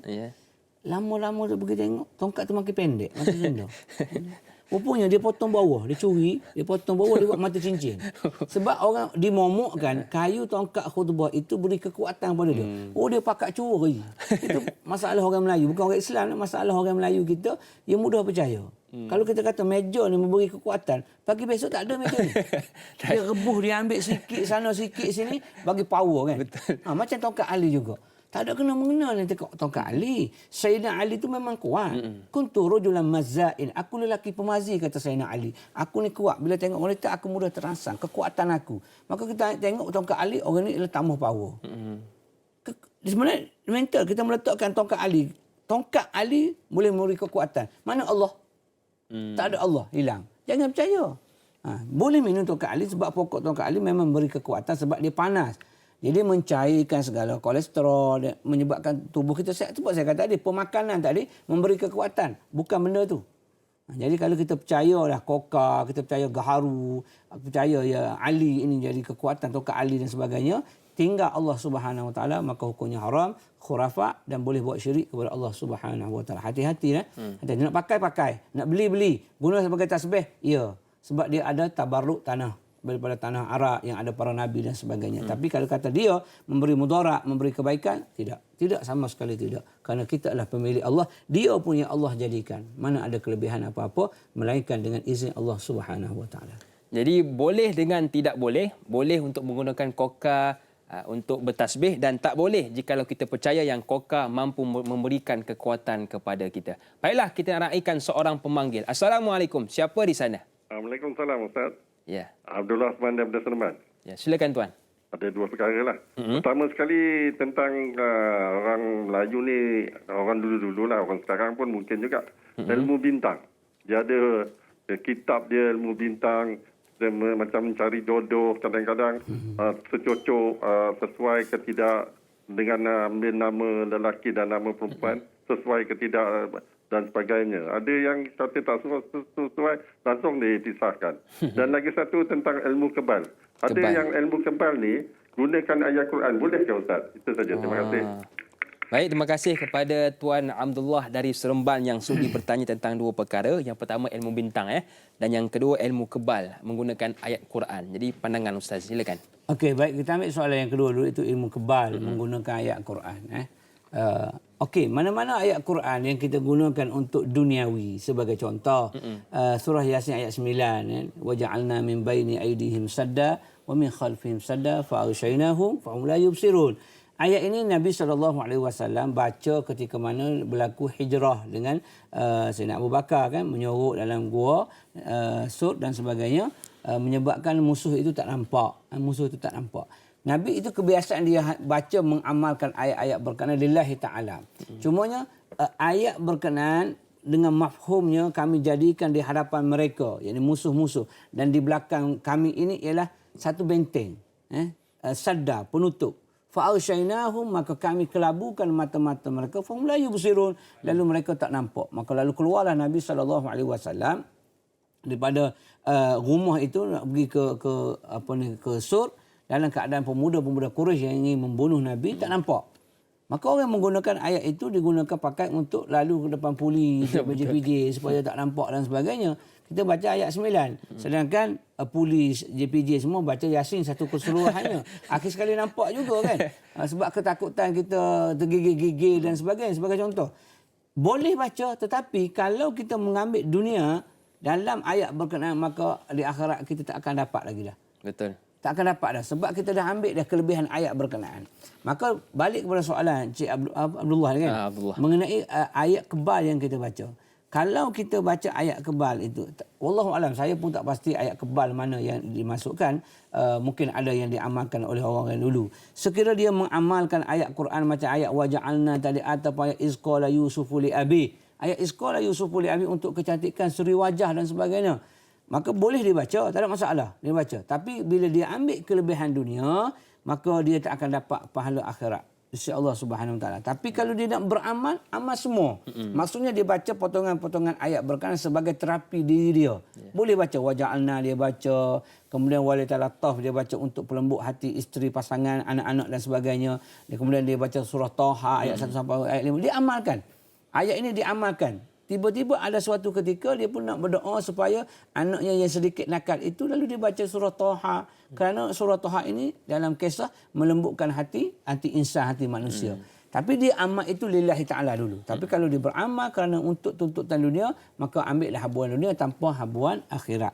Begitu juga dengan ayat kebal tadi. Jangan ambil kerana untuk kebal semata-mata. Tapi kita amalkan dia adalah sebagai terapi rutin kita zikir kepada Allah. Kemudian bila datang kata dalam keadaan kesusahan, maka ayat berkenan sebagai protector, sebagai pelindung. Dia adalah milik Allah Subhanahu Wa Taala. Jadi boleh beramal, tapi niatlah lillahi ta'ala untuk dunia dan juga akhirat. Jangan niat untuk dunia, pasti kamu tidak akan dapat habuan di akhirat. Balik soalan yang pertama mengenai bintang. Ya, betul. Kepercayaan kepada bintang. Okey, beginilah. Ada dua kategori bintang ni. Satunya para nelayan di laut sebagai dia panduan. Sebagai panduan. Itu tidak menjadi masalah. Maksudnya bintang ada klipnya belah mana dia nampak. Oh, ini belah daratan. Jaraknya lebih kurang begini. Maka itu tanda panduan bagi seorang yang berada di lautan dan sebagainya. Itu tidak menjadi masalah. Yang masalahnya sekarang ialah ilmu kaji bintang yang disebutkan tadi. Sekiranya bintang kamu ini begini dan pasangan kamu begini, kamu tak boleh disatukan. Hendaklah kamu dipisahkan. Kamu tak boleh jadi jodoh dan sebagainya. Kemudian ada satu ramalan mengikut nama. Yang tarikh lahir tadi horoskop. Tarikh lahir itu pun tak boleh guna. Tarikh lahir sekian lahir menyebabkan rezeki dia banyak ni. Jodohnya begini. No, salah. Begitu ke bintang tadi. Maknanya bintang dia percaya kepada bintang A tak boleh bersatu dengan bintang B. Berlaku di sana ramalan dibaca pada Hakim, contoh Hakim. Hakim nama penuh apa? Muhammad Luqman Hakim. Muhammad Luqmanul Hakim. So Muhammad diajar dengan tulisan Jawi. Mim itu berapa markahnya? Ha itu berapa markahnya? Lalu dicampur markah itu, kemudian tolak dengan markah pasangan. Tengok dia akan keluar situ, adakah dia di telaga, di bibir telaga, di bawah gunung, di atas bukit, kecelakaan. Maka semua itu karut marut.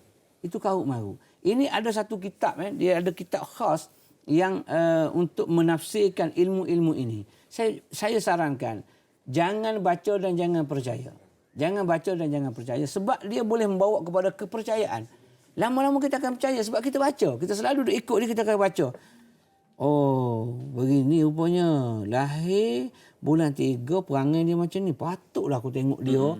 Semacam je. Oh, jadi lama-lama kita percaya. Lama-lama kita akan percaya. Ariusnya, Scorpionya, macam-macam nama bintang tu. Itu bintang dalam zodiak lah, zodiak ataupun zodiak tu.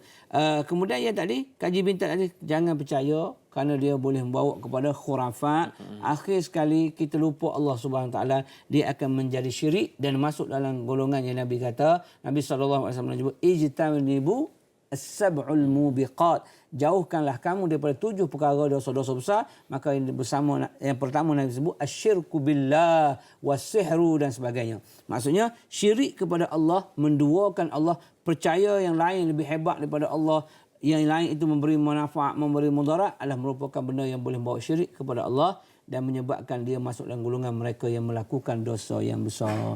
Jadi kalau ada kitab-kitab yang demikian, tak payah percayalah. Tak payah percaya, kita tengok pasangan anak kita tu, oh dia ni tak boleh.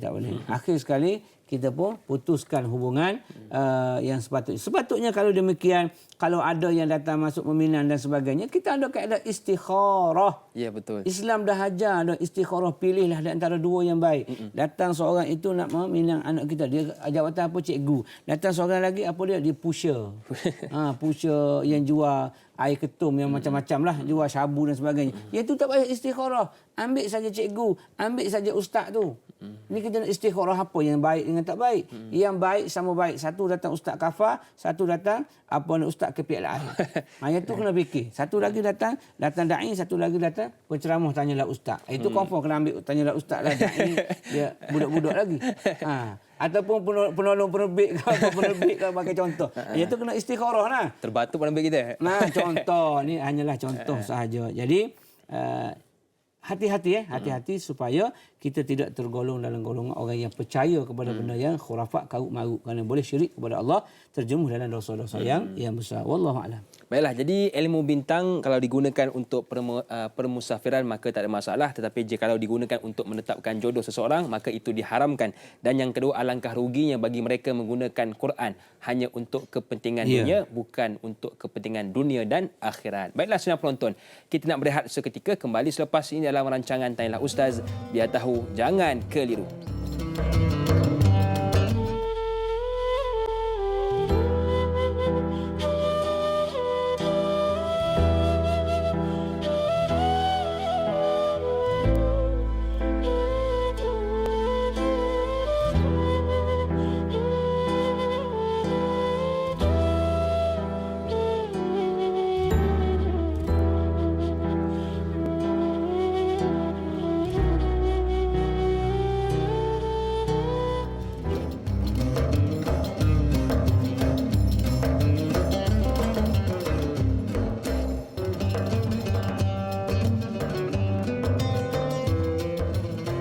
Alhamdulillah, terima kasih kepada anda yang masih lagi sudi bersama dengan kami.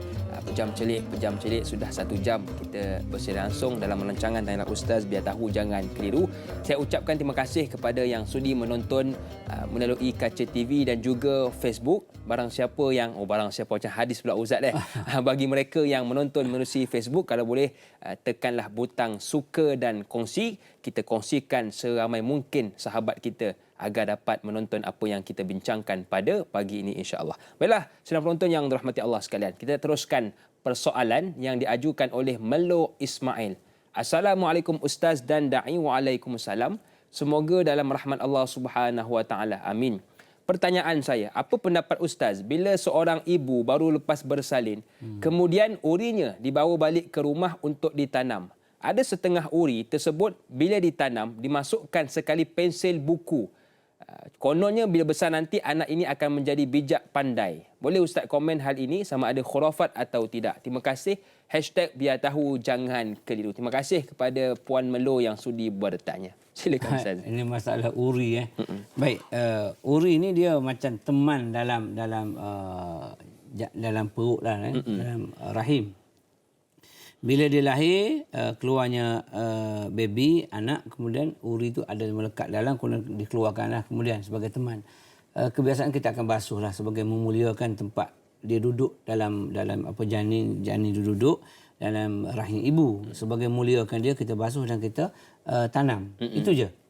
Yang meletakkan pensel, meletakkan buku itu orang dulu. Orang sekarang dia letak handphone, letak komputer, laptop kan.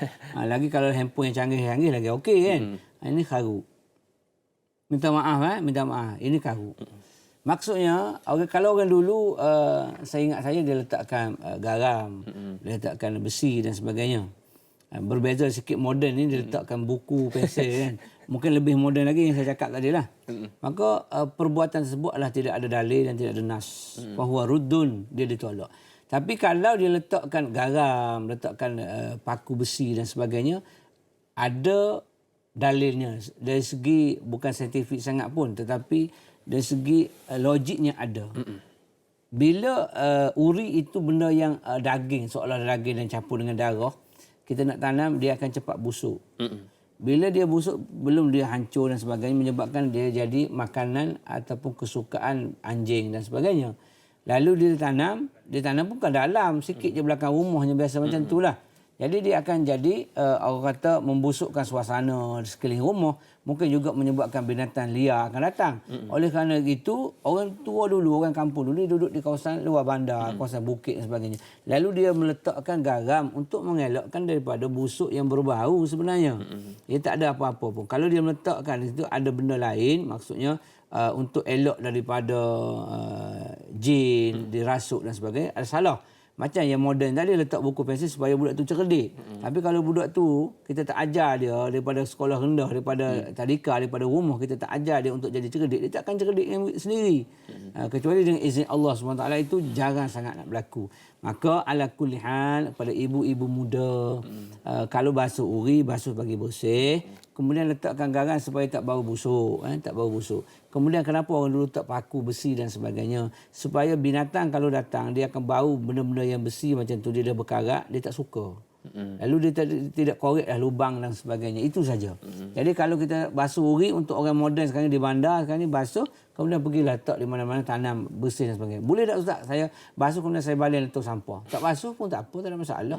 Tak basuh pun. Tapi kita rasa tak mulia lah dia. Itu saja. Sebab dia bukan baby, dia bukan ikut hukum seperti jenazah dan sebagainya, tak. Itu kita basuh sebab muliakan dulu dia pernah berteman dengan anak kita. Itu saja. Nak letak apa, terserah. Tetapi kalau letak benda-benda yang boleh mendatangkan, orang kata, pembaziran, hukumnya haram. Letak buku kan. Lagi-lagi buku bahasa Inggeris. Supaya budaknya cerdik. Letak buku bahasa Arab lah. Letak Quran ke, boleh hafal Quran terus. Maksudnya itu pahaman tu, logik pun tak masuk. Ustaz, mungkin orang kampung tengok, ustaz ni apalah, moden sangat. Tak. Sebab kita pun asal daripada kampung, kita tahu logik dia tu tak ada. Dan dia tidak ada daripada sunnah. Kenapa kita nak buat? Sedangkan di sana ada pembaziran. Ada pembaziran. Kalau dah bazir, hukum dia haram nyata. Innal mubazziri kanu ikhwanus syayatin. Pembazir itu kawannya syaitan. Syaitan tu lakum aduwwum mubin. Bagi kamu tu musuh yang nyata, kata Allah. Apa lagi kamu nak percaya? Susahlah ni kita orang kampung. Dah, jangan kita guna kaedah kita orang kampung. Saya pun orang kampung. Tapi bila kita belajar ilmu Allah Subhanahu Wa Taala, inilah kaedahnya. Kalau benda tu Islam kata khurafat, boleh mendatangkan mudarat kepada akidah dan sebagainya, maka kita tinggalkanlah. Walaupun susah nak tinggalkan. Memang contoh mudahlah. Dulu kita sembahyang tarawih 21 rakaat sekali dengan witir. Bila kita datang buat 8 rakaat 11 kali witir, ada argument, ada memang orang kata, apa benda kau jadi pemalas? Tidak. Ini dalil ni hukum. Siapa nak buat tak serahlah.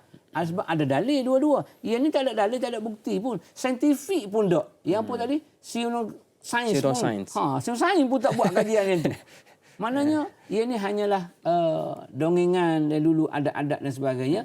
Kalau dia bercanggah dengan syariat, tinggalkan. Kalau dia tak bercanggah, silakan, tak ada masalah. Kalau tak bercanggah. Tapi dia bercanggah kerana ada pembaziran. Beli pen, beli buku dan sebagainya. Tapi kalau tak garang, untuk elakkan daripada bau busuk. Itu tak ada masalah sebab memang busuk itu tak sesuai untuk kita. Wallahualam. Baik, terima kasih Ustaz atas pencerahan. Jadi hari ini kalau kita nak letak sedikit garam untuk elak dari busuk yang berbau, tak ada masalah. Tapi jangan kita letak benda yang bukan-bukan Ustaz. Tak komputer, komputer dan sebagainya. Itu mendatangkan kepercayaan khurafat. Baiklah Ustaz dan sidang penonton, saya agak tertarik dengan soalan yang diajukan di Facebook tentang LB, iaitu langkah bendul. Dan saya pun golongan langkah bendul Ustaz. Saya kahwin dulu, baru abang saya kahwin. Jadi adakah ini khurafat atau bagaimana seperti yang diajukan oleh sahabat kita di Facebook, Kasih Nurul Shah. Assalamualaikum Ustaz dan da'i waalaikumsalam. Moga dalam rahmat Allah. Amin. Ustaz, benarkah langkah bendul itu sifat khurafat? Contoh, adik nikah dulu dari abang atau akak. Pihak pengantin lelaki mesti kena sediakan sehelai persalinan atau sebagainya untuk abang atau akak pengantin perempuan. Kerana ada lagi berlaku di zaman ini. Mohon pencerahan Ustaz. Terima kasih kepada Kasih Nurul Shah yang sudi bertanya. Silakan Ustaz. Ambil kaedah man amila min amalin laisa minna fahuwa ruddun. Mana-mana amalan yang kami tak buat maka ditolak. Habis cerita. Langkah bendul ini hanya adat semata-mata dah. Adat. Okey, ini sebagai orang kata, kalau ustaz dia, ustaz terima ke ataupun tidak. Okey, tengoklah langkah tu luah mana langkah kan, berapa langkah. Okey, ini adat sahaja apabila si adik berkahwin terlebih dahulu daripada si kakak. Maksudnya sepatutnya kakak dulu yang laris, tapi adik yang laris dulu kan. Sebagai contoh. Habis kakak sekening kan, kita jawab bagi salam, assalamualaikum, jawab waalaikum. Takat tu je. Adik, waalaikumsalam warahmatullahi. Apa khabar cik? Walaupun panggil kita pak cik, tapi lembut dia, cara dia menyebabkan adik yang laku dulu. Maka kakak tak laku, minta maaf kakak kat luar, sorry. Abang pun sama juga. Maka langkah bendul tidak timbul isunya. Maksudnya tidak jadi masalah untuk langkah bendul sampai ke bawah pun tak apa. Bukan setakat bendul, dengan rumah-rumah langkah pun boleh. Tak timbul sebenarnya. Tapi oleh kerana kita bawa, tak bolehlah sebab kakak dia tak kahwin lagi, adik yang kahwin dulu. Tak ada daripada Islamnya siapa nak kahwin dulu. Tak kira lah siapa nak kahwin dulu, dah itu memang jodoh pertemuannya, memang dia dulu. Jadi yang ni dibayar sepersalinan. Okey, sepersalinan itu dibuat sebagai nak, orang kata, menyejukkan hati. Itu saja. Maksudnya adik ada persalinan untuk berkahwin, maka si kakak juga dapatlah persalinan untuk bukan berkahwin pun, untuk menyejukkan hati dia. Aku pun dapat juga, aku dapat. Adik dapat, kakak pun dapat. Adik kakak taklah terasa sangat. Itu saja, untuk ambil hati. Kalau tak bayar, tak ada masalah. Sebab itu bukan ada dalil, ada nas suruh bayar. Tak ada. Itu hanya ada. Kalau dia tidak bercanggah dengan syariat, mana-mana adat yang tidak bercanggah dengan syariat, boleh buat. Tapi bila bercanggah dengan syariat, dia tak boleh buat. Kemudian bila antara syariat dengan adat, mana yang kita nak dahulukan? Kena dahulukan syariat. Tinggalkan adat. Contoh, mudah ya. Contoh. Makan 3 hari, makan 4 hari, makan 7 hari, 40 hari. Itu sudah sinonim di sebelah timur dulu. makan 3 hari sebab perut pecah, makan 7 hari sebab jasad. Ada pecah-pecah. Makanan pula berbeza-beza. Itu adat. Itu tidak ada dalam syariat. Tidak ada syariat. Ibadat untuk baca Quran, nak bagi orang makan, itu benda yang baik. Boleh baca Quran, boleh bagi orang makan daripada si mati, bukan ambil harta si mati daripada keluarga. Tidak ada masalah. Cumanya penentuan hari-hari yang ketiga, hari ke-7, hari ke-40 tidak ada nas, tidak ada dalil langsung pun. Yang itu perlu dihindarkan. Itu sebagai contoh dia. Itu adat. Tetapi dia, kalau kita kata, aku mesti buat, bercanggah dengan syariat. Bila bercanggah dengan syariat, tinggalkan adat. Tapi kalau tak bercanggah dengan syariat, contoh, kebetulan abang dan adik semua dah balik cuti raya ni, apa kata kita buat tahlil arwah, panggil orang makan, sepenuh hari raya ni, ayah dan ibu kita tak ada. Hari ke berapa ni bang? Tak ada harinya. Itu okey. Itu okey. Sebab kita nak buat kebajikan ketika mana adik-beradik semua berhimpun. Tapi kalau kita tentukan hari, bila tak buat hari yang ketiga, kita rasa bersalah. Tak buat hari yang ke-7, kita rasa bersalah. Tak buat hari ke-40, hari ke-100, rasa bersalah. Adakah kita nak bagi hadiah kepada orang tua kita yang telah pergi, yang telah meninggal ini, hanya 100 hari je? Selepas 1 hari? Maknanya kamu ingat hanya 100 hari. Selepas itu kau ya berdu dengan harta dia. Sebagai contoh. Maksudnya situ tidak ada hari. Itu hanya adat semata-mata. Jadi kalau adat bertemu dengan syariat, dahulukan syariat. Kalau tidak bercanggah tadi, macam kes tadi tak bercanggah. Kalau tak bercanggah, silakan. Tapi kalau bercanggah, jangan kita buat. Kerana adat yang direka ni, yang dibuat itu semata-mata sebenarnya mengikut keperluan pada masa itu. Pada masa dengan zaman dia lah. Zaman dia ketika itu perlu kepada adat berkenaan. Tetapi bila datang syariat, kita kena tinggalkan kalau dia bercanggah dengan syariat Allah Subhanahu Wa Taala. Wallahu a'lam. Baiklah Ustaz, terima kasih atas pencerahan. Maknanya hari ini kalau nak langkah bendul, adik nak kahwin dulu, tak ada masalah. Ustaz, tak ada masalah. Kerana itu hanyalah suatu adat yang boleh kita pegang. Jikalau tidak, bertentangan dengan syariat. Baiklah. Boleh juga tanya kakak dia tu. Bagi kat hakim ke. Boleh juga. Jangan marah isi saya Ustaz.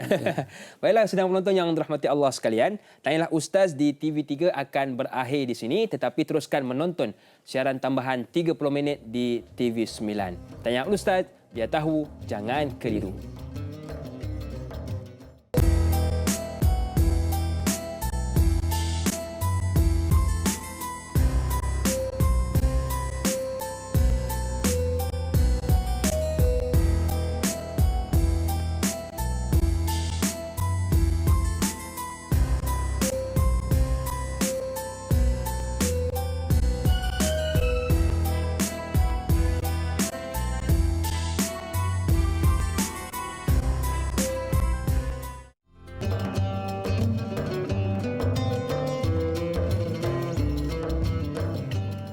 Alhamdulillah.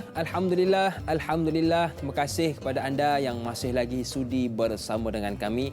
Buat anda yang mungkin baru bersama dengan kami, hari ini kita membincangkan topik akidah, iaitu kepercayaan kepada khurafat bersama dengan guru kita Al-Fadil, Kapten Maritim Ustaz Nik Kamaruddin Yunuh. Jadi kepada anda yang mungkin ada kemusykilan tentang tajuk kita pada pagi ini, boleh saja buat panggilan ke nombor 0377261603 atau boleh WhatsApp kami ke nombor 011-1233-6480 atau terus ke Facebook kami Tanyalah Ustaz TV3 dan pastikan soalan yang ingin diajukan tentang topik kita pada pagi ini iaitu kepercayaan kepada khurafat. Baiklah sedang penonton, kita nak terus meraihkan soalan di Facebook, soalan yang diajukan oleh sahabat kita Baizura Mazlan.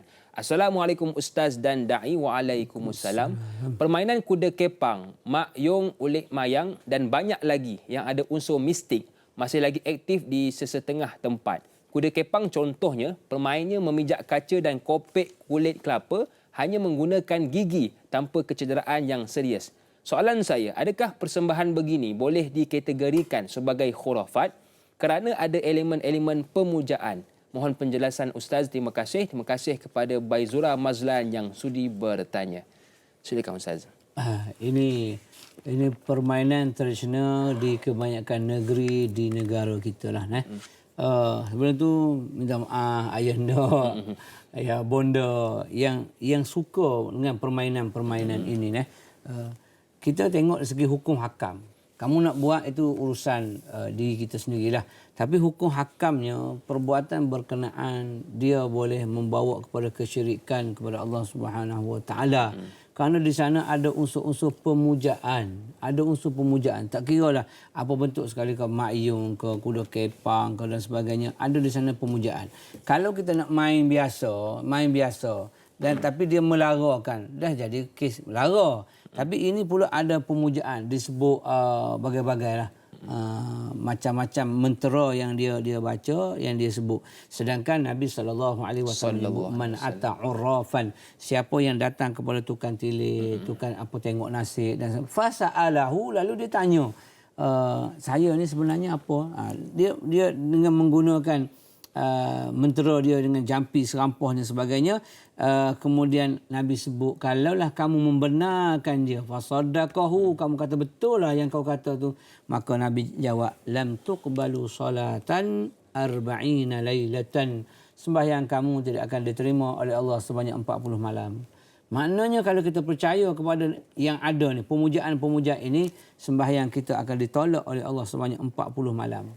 Maknanya sehari semalam kita sembahyang tu, sembahyang kita akan ditolak oleh Allah Subhanahu Wa Taala kita sebab kita mengiktiraf ada kuasa lain yang lebih hebat daripada kuasa Allah Subhanahu Wa Taala, dan dia boleh akan termasuk dalam golongan orang yang syirik kepada Allah Subhanahu Wa Taala. Mana dia telah melakukan penduaan syirik, maksudnya syarikat. Perkongsian, mengongsikan Allah dengan yang lain, sama ada segi kuasanya, segi kekuatannya, segi kelebihan, keistimewaan dan sebagainya. Jadi perbuatan tadi dia contoh yang disebut tadi dengan pijak kaca tak luka dan sebagainya datang daripada mana? Ada kebiasaan kaca itu melukakan. Bagaimana yang digunakan sehingga tidak luka? Ada mentera, pasti ada mentera-mentera yang dibaca yang kita tidak faham. Bukan semua mentera itu tak boleh. Ada mentera yang kita baca boleh. Kerana dia tidak salah segi syarak.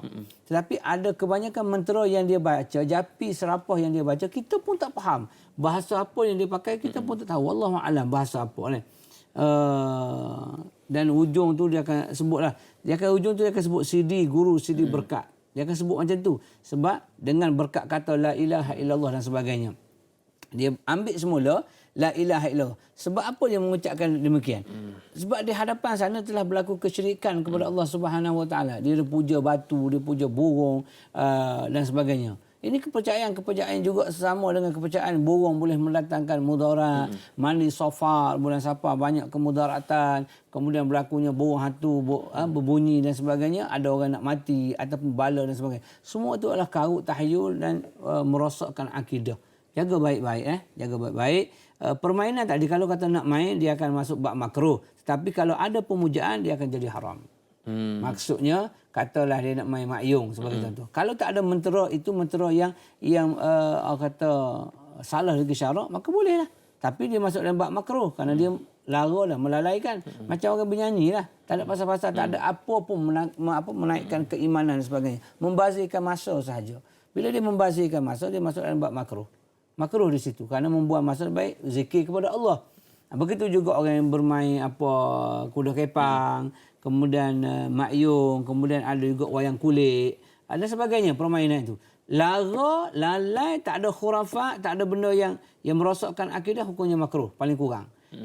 Kalau ada unsur-unsur khurafat, unsur-unsur syirik, pemujaan, hukumnya haram. Kerana boleh mendatangkan kesyirikan kepada Allah Subhanahu Wa Taala. Walaupun saya anak negeri yang Kelantan yang suka dengan makyun, dengan wayang kulit dan sebagainya, tapi sekiranya dia bercanggah dengan hukum Allah, kita tinggalkan. Betul. Kita tinggalkan kerana kita dahulukan syariat daripada adat kita yang kebiasaan. Kena macam tu. Itulah kaedah dia. Walaupun hati kita berat untuk kita nak lepaskan dia sebab jadi darah daging. Betul. Jadi darah daging. Abang-abang kita yang tukang main makyung dan sebagainya. Dia ada bahasa-bahasa dia tapi saya pun tak hafal sebab kita dah lama tinggal. Maksud kita ingat bahasa-bahasa hukuman dia tu. Untuk bermain tu macam wayang kulit juga kan. Wah, pak dogo lah apa benda kan. Main dengan layar putih dan sebagainya. Dulu tapi sekarang bila kita tengok dia bercanggah dengan hukum Allah Subhanahu Wa Taala, kita tinggalkan sikit demi sikit supaya kita ni terbiasa dengan syariat Allah Subhanahu Wa Taala. Wallahu a'lam. Saya mengajak diri saya sendiri dan juga anda semua untuk kita menjauhkan perkara-perkara yang boleh membawa kepada pemujaan. kerana akhirnya mendatangkan dosa besar ke dalam kehidupan kita. Baiklah Ustaz dan sidang penonton, terima kasih atas jawapan yang telah diberikan. Ramai di kalangan kita hari ini Ustaz yang terpengaruh dengan mesej berantai yang mengatakan kalau kita tidak sebarkan kepada 1,000 orang maka tidak dimurahkan rezeki. Ataupun hari ini kalau contoh, kalau kamu tak sebarkan pendek umur. Jadi bagaimana dengan mesej rantai ini? Okey, mesej berantai. Dulu panggil surat berantai kan. Dulu kita tak ada WhatsApp, tak ada apa, maka surat. Dia pun hantar kat rumah, gulung-gulung letak, kita pun baca. Barang siapa yang menghantar kepada 10 orang, maka lihatlah besok pagi rezeki kamu akan berlipat kali ganda. Sekiranya kamu tidak hantar, maka tengoklah musibah yang akan menimpa kamu dalam masa 10 hari yang akan datang. Wah, kita pun rasa takut, kecut. Ish. Oh, kena sepak kan, kita photostat. Photostat lah dulu kan. Photostat ke rumah orang pula. Betul. Orang tu pun, aku dah baca lah. Dia pun balas balik pun letak rumah kita pula. Dia main macam tu lah. Sebenarnya benda tu adalah benda yang karut, palsu, bohong. Selagi dia tidak ada dalil. Maksudnya kelebihan tu tak ada. Nak sampai, ada benda yang baik, atas tu dia akan sebut benda yang baik. Kan? Benda yang baik. Atas doa Ustaz doa. Okey, menyebarkan doa benda baik, tapi balasan, hukuman dan sebagainya, itu bukan kita, bukan manusia. Bukan manusia yang buat benda tu. Itu milik Allah Subhanahu Wa Taala. Kalau kita kata daripada hadis riwayat Bukhari dan Muslim, man qara'a qul huwallahu ahad asyara marat sebagai contoh. Siapa baca qul huwallahu 10 kali sehari, banallahu lahu baitan fil jannah. Allah akan bina 10 malaikat daripada dalam syurga Allah Subhanahu Wa Taala. Itu sahih daripada Nabi. Mohon disebarkan. Moga-moga ia menjadi amal jariah kita sebelum kita berjumpa dengan Allah SWT. Yes, boleh. Sebab dia ada dalil. Ada bukti. Ada nas. Tapi kalau tak ada nas apa-apa, sekiranya itu tak ada.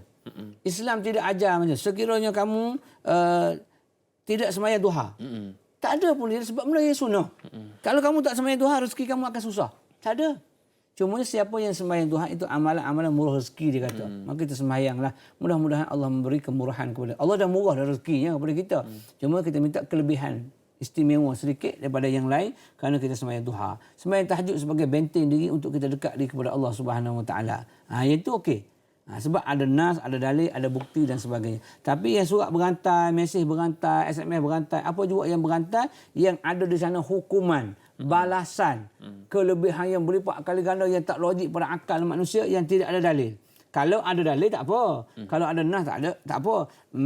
Man qala subhanallah wa subhanallah walhamdulillah wa la ilaha illallah wallahu akbar. La haula wa la quwata illa billahil aliyil azim.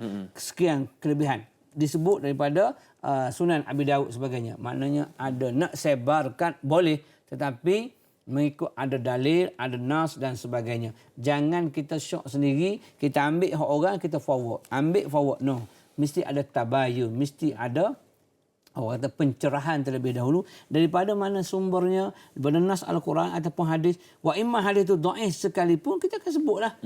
Kan? Hadis ini hadis yang dhaif kalau kita tahu. Kalau tidak kita sebutlah Sunan Abi Daud. Senang orang yang dapat itu merujuk. Bukannya dengan sebut kalau kamu buat ini kelebihannya ini tanpa ada nas, tanpa ada dalil, maka fahuwa ruddun. Ini yang akan berlakunya satu bid'ah yang qabihah, bid'ah yang buruk yang menyebabkan akan masuk neraka Allah Subhanahu Wa Taala. Sebab berlaku penipuan di sana. Man kadzaba alayya muta'ammidan falyatabawwa maq'adahu minan nar. Siapa yang berbohong kepadaku dengan sengaja, kata Nabi sallallahu alaihi wasallam, sediakanlah bangkumu dari neraka Allah Subhanahu Wa Taala. Maka jaga hati-hati, beringat kalau kita nak sebarkan apa, tabayun terlebih dahulu. Jangan nak menguguk, menakut-nakutkan orang dengan amalan-amalan yang tidak ada nas, yang tidak ada dalilnya. Takut nanti kita termasuk dalam golongan mereka yang menyebarkan fitnah atau mendatangkan khurafat, syirik kepada Allah Subhanahu Wa Taala. Baiklah Ustaz, terima kasih atas pencerahan. Kita sudah bahaskan tentang langkah bendul. Kita sudah bincangkan tentang mesej berantai, Yasin untuk kereta, Dreamcatcher dan banyak lagi. Dan kita ingin meneruskan perbahasan kita. Tetapi kita berehat seketika, kembali selepas ini dalam Tanyalah Ustaz. Biar tahu, jangan keliru.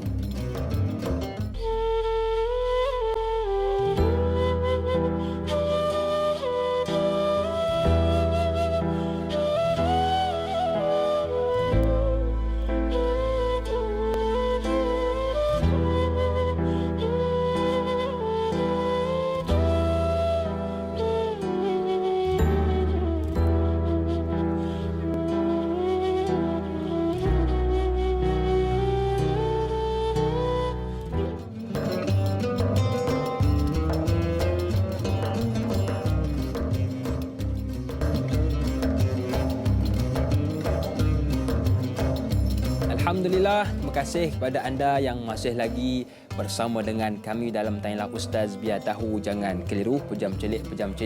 Kita sudah berada di blok terakhir Tanyalah Ustaz. Semoga apa yang dikongsikan oleh Al-Fadhil guru kita tadi dapatlah memberi manfaat kepada kita, insya-Allah. Baiklah sedang penonton, kita raikan seorang pemanggil. Assalamualaikum. Siapa di sana?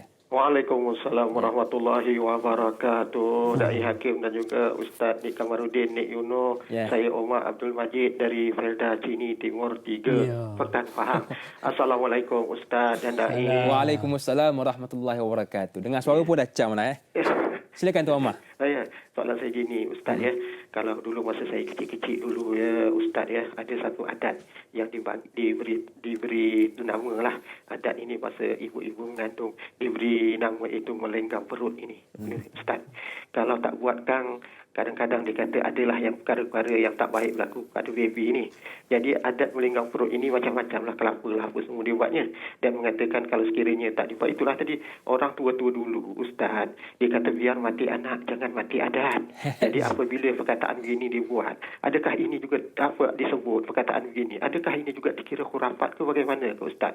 Satu lagi saya nak tanya mengenai ni mandi-mandi tolak bala ke apa semua ni. Dulu cukup popular lah Ustaz, tapi sekarang mungkin kurang dah.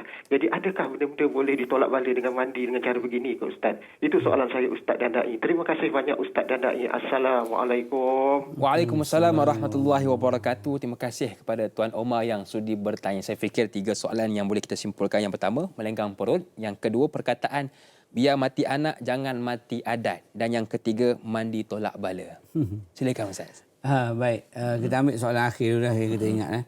Dalam hadis Nabi SAW yang berkaitan dengan tolak bala ni biasanya berlaku bulan Safar lah. Tolak bala lah dia panggil. Kerana bulan Safar pada zaman dahulu banyak benda-benda yang larangan supaya tidak keluar memancing dan sebagainya. Maka Nabi SAW menyebut la adwa wala tiarah. Jangan kamu menjampi serapah wala tiarah, dan juga tiada siam ajar kepada burung-burung wahamah, burung hantu, dan juga wala safarin, dan tidak juga berlakunya ialah pada safar, iaitu tolak bala. Maksudnya siapa, janganlah kamu menjampi serampah. Ada jampi yang dibenarkan dengan syarat-syarat, ada sebut nama Allah, tidak menyebut perkataan yang lalai dan melarakan, tidak puja-puji syaitan dan sebagainya. Itu syarat untuk jampi, boleh. Untuk jampi orang dengan doa-doa boleh, tak ada masalah. Tapi jampi yang tidak ada nas, yang bercanggah dengan hukum Allah, tak boleh. Wala tiarah, jangan juga kamu itu percaya burung sekian-sekian ataupun burung ini berbunyi menyebabkan datangnya malapetaka kepada kamu.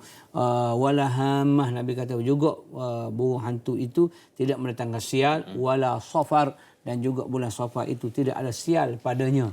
Maka perbuatan tadi yang mandi sofa ataupun mandi puja, mandi untuk tolak bala dan sebagainya, sehingga menyembelih lembu, kerbau, tolak ke laut untuk tolak pemujaan pantai dan sebagainya pernah berlaku dan sekarang mungkin dah makin kurang. Sebab apa? Sebab kita faham ini sebenarnya benda yang salah. Dulu pada ketika itu ilmu ada tapi tak sampai lagi kepada masyarakat pada ketika itu dan sebagainya, kerana tak ramai mungkin alim ulama dan sebagainya pada ketika itu. Ada yang hebat-hebat, guru yang hebat-hebat memang ada pada ketika itu, tapi yang adat ini terlalu diutarakan atau terlalu diamalkan. Sebab itu disebut tadi dalam pepatah biar mati anak jangan mati adat. Itu pun dah salah. Mana boleh kita nak mematikan anak, sedangkan dalam maqasid asy-syar'iyyah ialah naklah menjaga hifzul nafsi, menjaga jiwa. Tapi kalau kita sebut dah hukum tu, maksudnya biarlah mati anak, mana kita tak menjaga jiwa, bercanggah dengan maqasid syar'iyyah.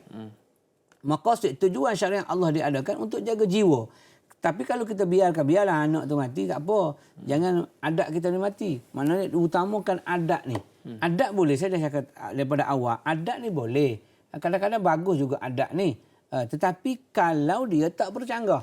Kalau dia bercanggah dengan syariat, maka jangan kita amalkan adat berkenaan. Kita cuba buanglah adat-adat yang berkenaan. Kemudian adat melenggang. Itu adat tu. Melenggang perut orang yang mengandung kan. Dia gunalah, dia ambil buah kelapa tu, bacalah mentera tu, ya dabi. Kalau engkau jatuh belah kiri, engkau anak Anak lelaki, ya dabu-dabu yang belah kata belah kanan anak engkau anak perempuan. Pusing-pusing pula tak jatuh mana-mana. Oh, anak engkau anak pondan. Jampi serapuh yang kita tak payah ada dabu jatuh belah kanan, anak-anak perempuan jatuh belah kiri, anak lelaki tiba-tiba buah kelapa tak jatuh mana-mana. Anak-anak apa? Anak pondan. Maksudnya benda yang tidak ada nas, tidak ada dalil. Maka sekarang ini orang telah tukar. Kalau dia mengandung, panggil jemaah surau, sembahyang hajat, minta keselamatan supaya kuatnya rahim itu untuk menanggung beban, boleh melahirkan anak. Itu keadaan dia. Jadi yang melenggang itu adalah benda yang karut, tak perlu diamalkan. Tukar kita buat kepada sembahyang hajat, minta doa kepada Allah Subhanahu Wa Taala akan keselamatan. Jadi minta maaf banyak-banyak mak bidan di luar sana yang dengar rancangan ini dan patut dengar dan patut tengok bahawasanya perbuatan kita selama ini beristighfarlah kepada Allah Subhanahu Wa Taala. Takut kita masuk dalam satu lagi disebut oleh Nabi sallallahu alaihi wasallam, naha an samaril kalbi. Nabi melarang daripada kita ambil jual beli seekor anjing, wa mahril baghi, dan upah orang yang melakukan perzinaan, wa hilwanul kahin, pelembut hati kepada orang yang menenun nasib. Maksudnya hilwan ialah satu hadiah yang kita beri kepada kahin, seorang yang menenun nasib, yang kira-kira macam inilah, yang bawa benda-benda khurafat dan sebagainya. Hukumnya adalah haram, ditegah oleh Nabi sallallahu alaihi wasallam. Jual anjing, ambil harga dia. Kemudian mahar al-baghi. Mahar ni macam boleh. Tapi upah kepada perempuan yang kita melakukan perzinaan dengan dia. Itu juga haram. Juga hilwanul kahin. Kita melembutkan. Hilwan ni maksudnya kemanisan. Benda yang elok yang kita berikan kepada orang yang melakukan tenun nasib. Orang yang memuja. Orang yang menjapi serapuh dan sebagainya. Hukumnya adalah haram. Jadi dalam bab tadi kalau kita upah orang mari melenggang perut dan sebagainya. Tuan rumah juga berdosa. Orang yang buat juga berdosa. Kerana dia bercanggah dengan hukum Allah Subhanahu Wa Taala. Minta maaf yang dah beramal dulu-dulu. Mungkin mak ayah saya juga. Saya minta ampun dengan Allah bagi pihak kedua orang tua saya. Maka yang lain juga minta ampun dengan Allah Subhanahu Wa Taala supaya benda yang kita buat yang karut-marut, yang khurafat, kita kembali semula kepada la ilaha illallah Muhammadar Rasulullah. Tiada Tuhan melainkan Allah. Dialah pemilik kerajaan, dialah pemilik undang-undang, dialah pemilik segala-galanya. Tiada milik yang selain daripada Allah Subhanahu Wa Taala. Dan Muhammad itu adalah pesuruh dia mengikut apa yang diperintahkan oleh Allah Azza wa Jalla. Insya-Allah kita akan selamat insya-Allah. Baik, jelas perlu kita fahami dan kita khadam. Sebenarnya adat itu tak ada masalah. Adat tak ada masalah. Cuma jikalau bertentangan dengan ajaran Islam, maka perlu kita jauhkan. Ya. Itu yang dipanggil khurafat. Baiklah Ustaz dan sidang penonton. Bila sebut tentang khurafat ini, ramai juga di antara kita yang mempercayai kenyataan seperti yang diajukan oleh sahabat kita di WhatsApp, iaitu Assalamualaikum Ustaz dan Da'i. Waalaikumsalam. Semoga sentiasa dalam keredaan Allah Subhanahu Wa Taala. Amin. Soalan saya, adakah mempercayai tergigit lidah atau bibir ada orang mengata pasal kita? Cicak berbunyi semasa kita bercakap benar dan bersin ada orang menyebut nama kita juga dianggap sebagai khurafat. Mohon pencerahan Ustaz. Raimi, Kuching, Sarawak. Terima kasih kepada Tuan Raimi yang sudi bertanya. Okey, Remi. Remi sedap sikit. Macam ni. Ada benda yang adat yang tidak menjadi khurafat. Khurafat benda yang karut-marut yang boleh mendatangkan mudarat, mendatangkan kebaikan dengan amalan-amalan tertentu, pemujaan-pemujaan tertentu. Macam kita kata tergigit bibir ataupun gigit lidah dan sebagainya. Kemudian kita percaya. Kalau ada kepercayaan itu yang salah. Itu yang salah. Tapi kebiasaan kita kata tergigit lidah ini biasanya ada benda lain. Bunyi cicak ini ada sesuatu. Sebab ada kisah cicak ini yang menyebarkan berita ketika Nabi bersembunyi dalam Gua Sur. Mana dia yang membisingkan, menyebabkan pemuda-pemuda Quraisy jenguk. Tapi Allah Maha Kaya, la takhaf wa la tahzan innallaha ma'ana. Jadi ada di situnya ada adat kebiasaan. Dia ada yang bentuk petua kebiasaannya. Tapi kalau kita meletakkan kepercayaan, hukumnya jadi khurafat, benda yang karut. Jadi orang yang kita kata kita terbersin. Bersin ni ada orang. Jadi kita percaya bahawa bersin itu ada orang mengumpat kita. Maka ada yang mengumpat kita itu kita telah buat telahan lain kepada orang yang mengumpat kita. Padahal bersin itu adalah satu nikmat yang Allah berikan kepada kita. Dia ke nikmat bersin? Okey, betul. Bukti dia, kita rasa nak bersin, tiba-tiba tak boleh bersin. Dia ngangau. Oh. Tak sedap. Alah. Seksa. Bila Kau dah tegur aku tadi, aku nak bersin. Tak lepas. Maknanya bersin tu nikmat. Jadi kalau kita kata bersin itu sebab orang mengumpat, orang sebut nama kita, tak betul lah. Betul. Jadi yang tu yang tak nak tu, Islam nak elok tu. Jadi ala kulli halnya kalau berlaku benda macam ni, dia bukanlah satu khurafat, tetapi adalah satu benda yang tak sepatutnya kita percaya, takut membawa kepada khurafat. Sebab khurafat ni benda ada kelebihan. Ini tak ada kelebihan apa pun. Mana itu adalah benda yang adat semata-mata lah. Baiklah Ustaz, terima kasih atas pencerahan. Jadi perlulah kita ni beza adat dengan yang dibolehkan dengan adat yang tidak dibolehkan. Baiklah, sidang penonton yang dirahmati Allah sekalian, kita sudah berada di penghujung. Mungkin Al-Fadhil Guru kita ada sedikit kesimpulan tentang tajuk kita pada pagi ini. Silakan Ustaz. Sebagai kesimpulannya pada hari ini, apa juga bentuk-bentuk khurafat, benda-benda yang kau yang tidak sepatutnya kita percaya, kita kelebihan, keistimewaan dan sebagainya, kita pun merujuk semula kepada Allah dan juga Rasul Al-Quran dan juga hadis.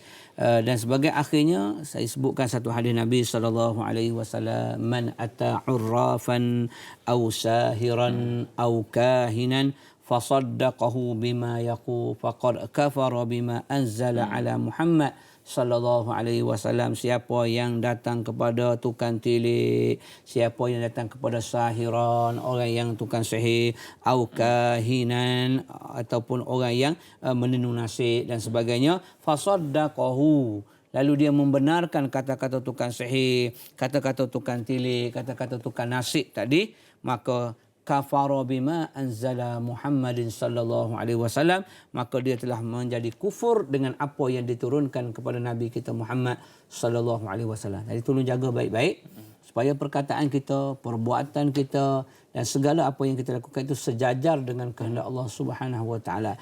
Jangan berlaku sesuatu yang khurafat, sesuatu benda yang boleh datangkan syirik, datangkan keburukan kepada agama dan sebagainya, sama ada dalam bentuk moden ataupun bentuk jahiliah yang dulu. Ada adat yang bercanggah dengan syarak, sila kikiskan satu persatu. Adat yang tidak bercanggah dengan syarak boleh kita amalkan sebagai adat. Tapi jangan kita berpegang dengan biar mati anak, jangan mati adat. Itu maksudnya situ bukan kata kita minta mati. Sebenarnya saya pun faham. Maksudnya nak utamakan adat itu. Boleh utamakan adat, tetapi mestilah bertepatan dengan syariat Allah Subhanahu wa taala. Insya-Allah kita akan selamat. Kalau tidak, kita akan selama mana kita buat ibadat sekalipun, apabila syirik kepada Allah, maka terbatal habita amaluhu, maka terbatallah segala amal ibadat kita kerana berlaku syirik kepada Allah Subhanahu wa taala. Tolong jaga-jaga, waspada, mudah-mudahan kita semua sentiasa dalam lindungan dan rahmat Allah Subhanahu wa taala. Baik Ustaz, terima kasih atas kesimpulan dan mungkin sedikit doa sebagai penutup program kita pada pagi ini Ustaz. Silakan. Bismillahirrahmanirrahim. Alhamdulillahirabbil alamin wassalatu wassalamu ala asyrafil anbiya wal mursalin wa ala alihi wa sahbihi ajma'in. Allahumma ya Rahman, ya Allah yang Maha Pemurah, wa ya Rahim, ya Allah yang Maha mengasihani pada segala yang mengasihani. Kasihanilah kami ya Allah dengan mengampunkan segala dosa-dosa kami, dosa kedua ibu bapa kami ya Allah. Mungkin mereka teramal dengan amal-amal khurafat sebelum ini ya Allah. Ada adat yang bercanggah dengan syariat-Mu ya Allah. Maka ampunkanlah dosa kami, dosa mereka ya Allah, ya Arhamar Rahimin. Allahumma ya Allah ya Fattah, ya Allah yang Maha bukakanlah pintu hidayah membuat kami ya Allah, pintu kebaikan, pintu kebajikan dan segala pintu-pintu baik buat kami ya Allah, ya Arhamar Rahimin. Allahumma rzuqna izza wa syarafa waj'alna mu'minan salihan mahbuban 'indaka wa 'indan nas jami'a. Ya Allah, jadikanlah kami dicintai, dikasihi segala penduduk langit dan penduduk bumi ya Allah, ya Arhamar Rahimin. Allahumma inna na'udzubika minal barasi wal junun wal juzam wa min sayyi'il asqam. Lindungilah kami semua ya Allah pada ketika dan saat ini ya Allah daripada penyakit sapa, penyakit gila, kusta dan segala penyakit-penyakit yang berbahaya ya Allah, ya Arhamar Rahimin. Rabbana atina fid dunya hasanah wa fil akhirati hasanatan wa qina azabannar. Baik dunia kami, baik akhirat kami ya Allah. Amin. Ya Arhamar Rahimin. Sallallahu alaihi wasallam Muhammad wa ala alihi wa sahbihi wasallam walhamdulillahi rabbil alamin. Amin amin ya rabbal alamin. Terima kasih kepada guru kita yang sudi berkongsi ilmu dengan kita pada pagi ini. Saudara, kisah pembinaan Kaabah bermula sebelum Allah Subhanahu wa taala menjadikan bumi dan segala isinya. Ikuti penkisahannya tentang sejarah Kaabah ini bersama-sama dengan Ustaz Ervino Johari dan Dai Hilman dalam tayangan Ustaz edisi Aidil Adha.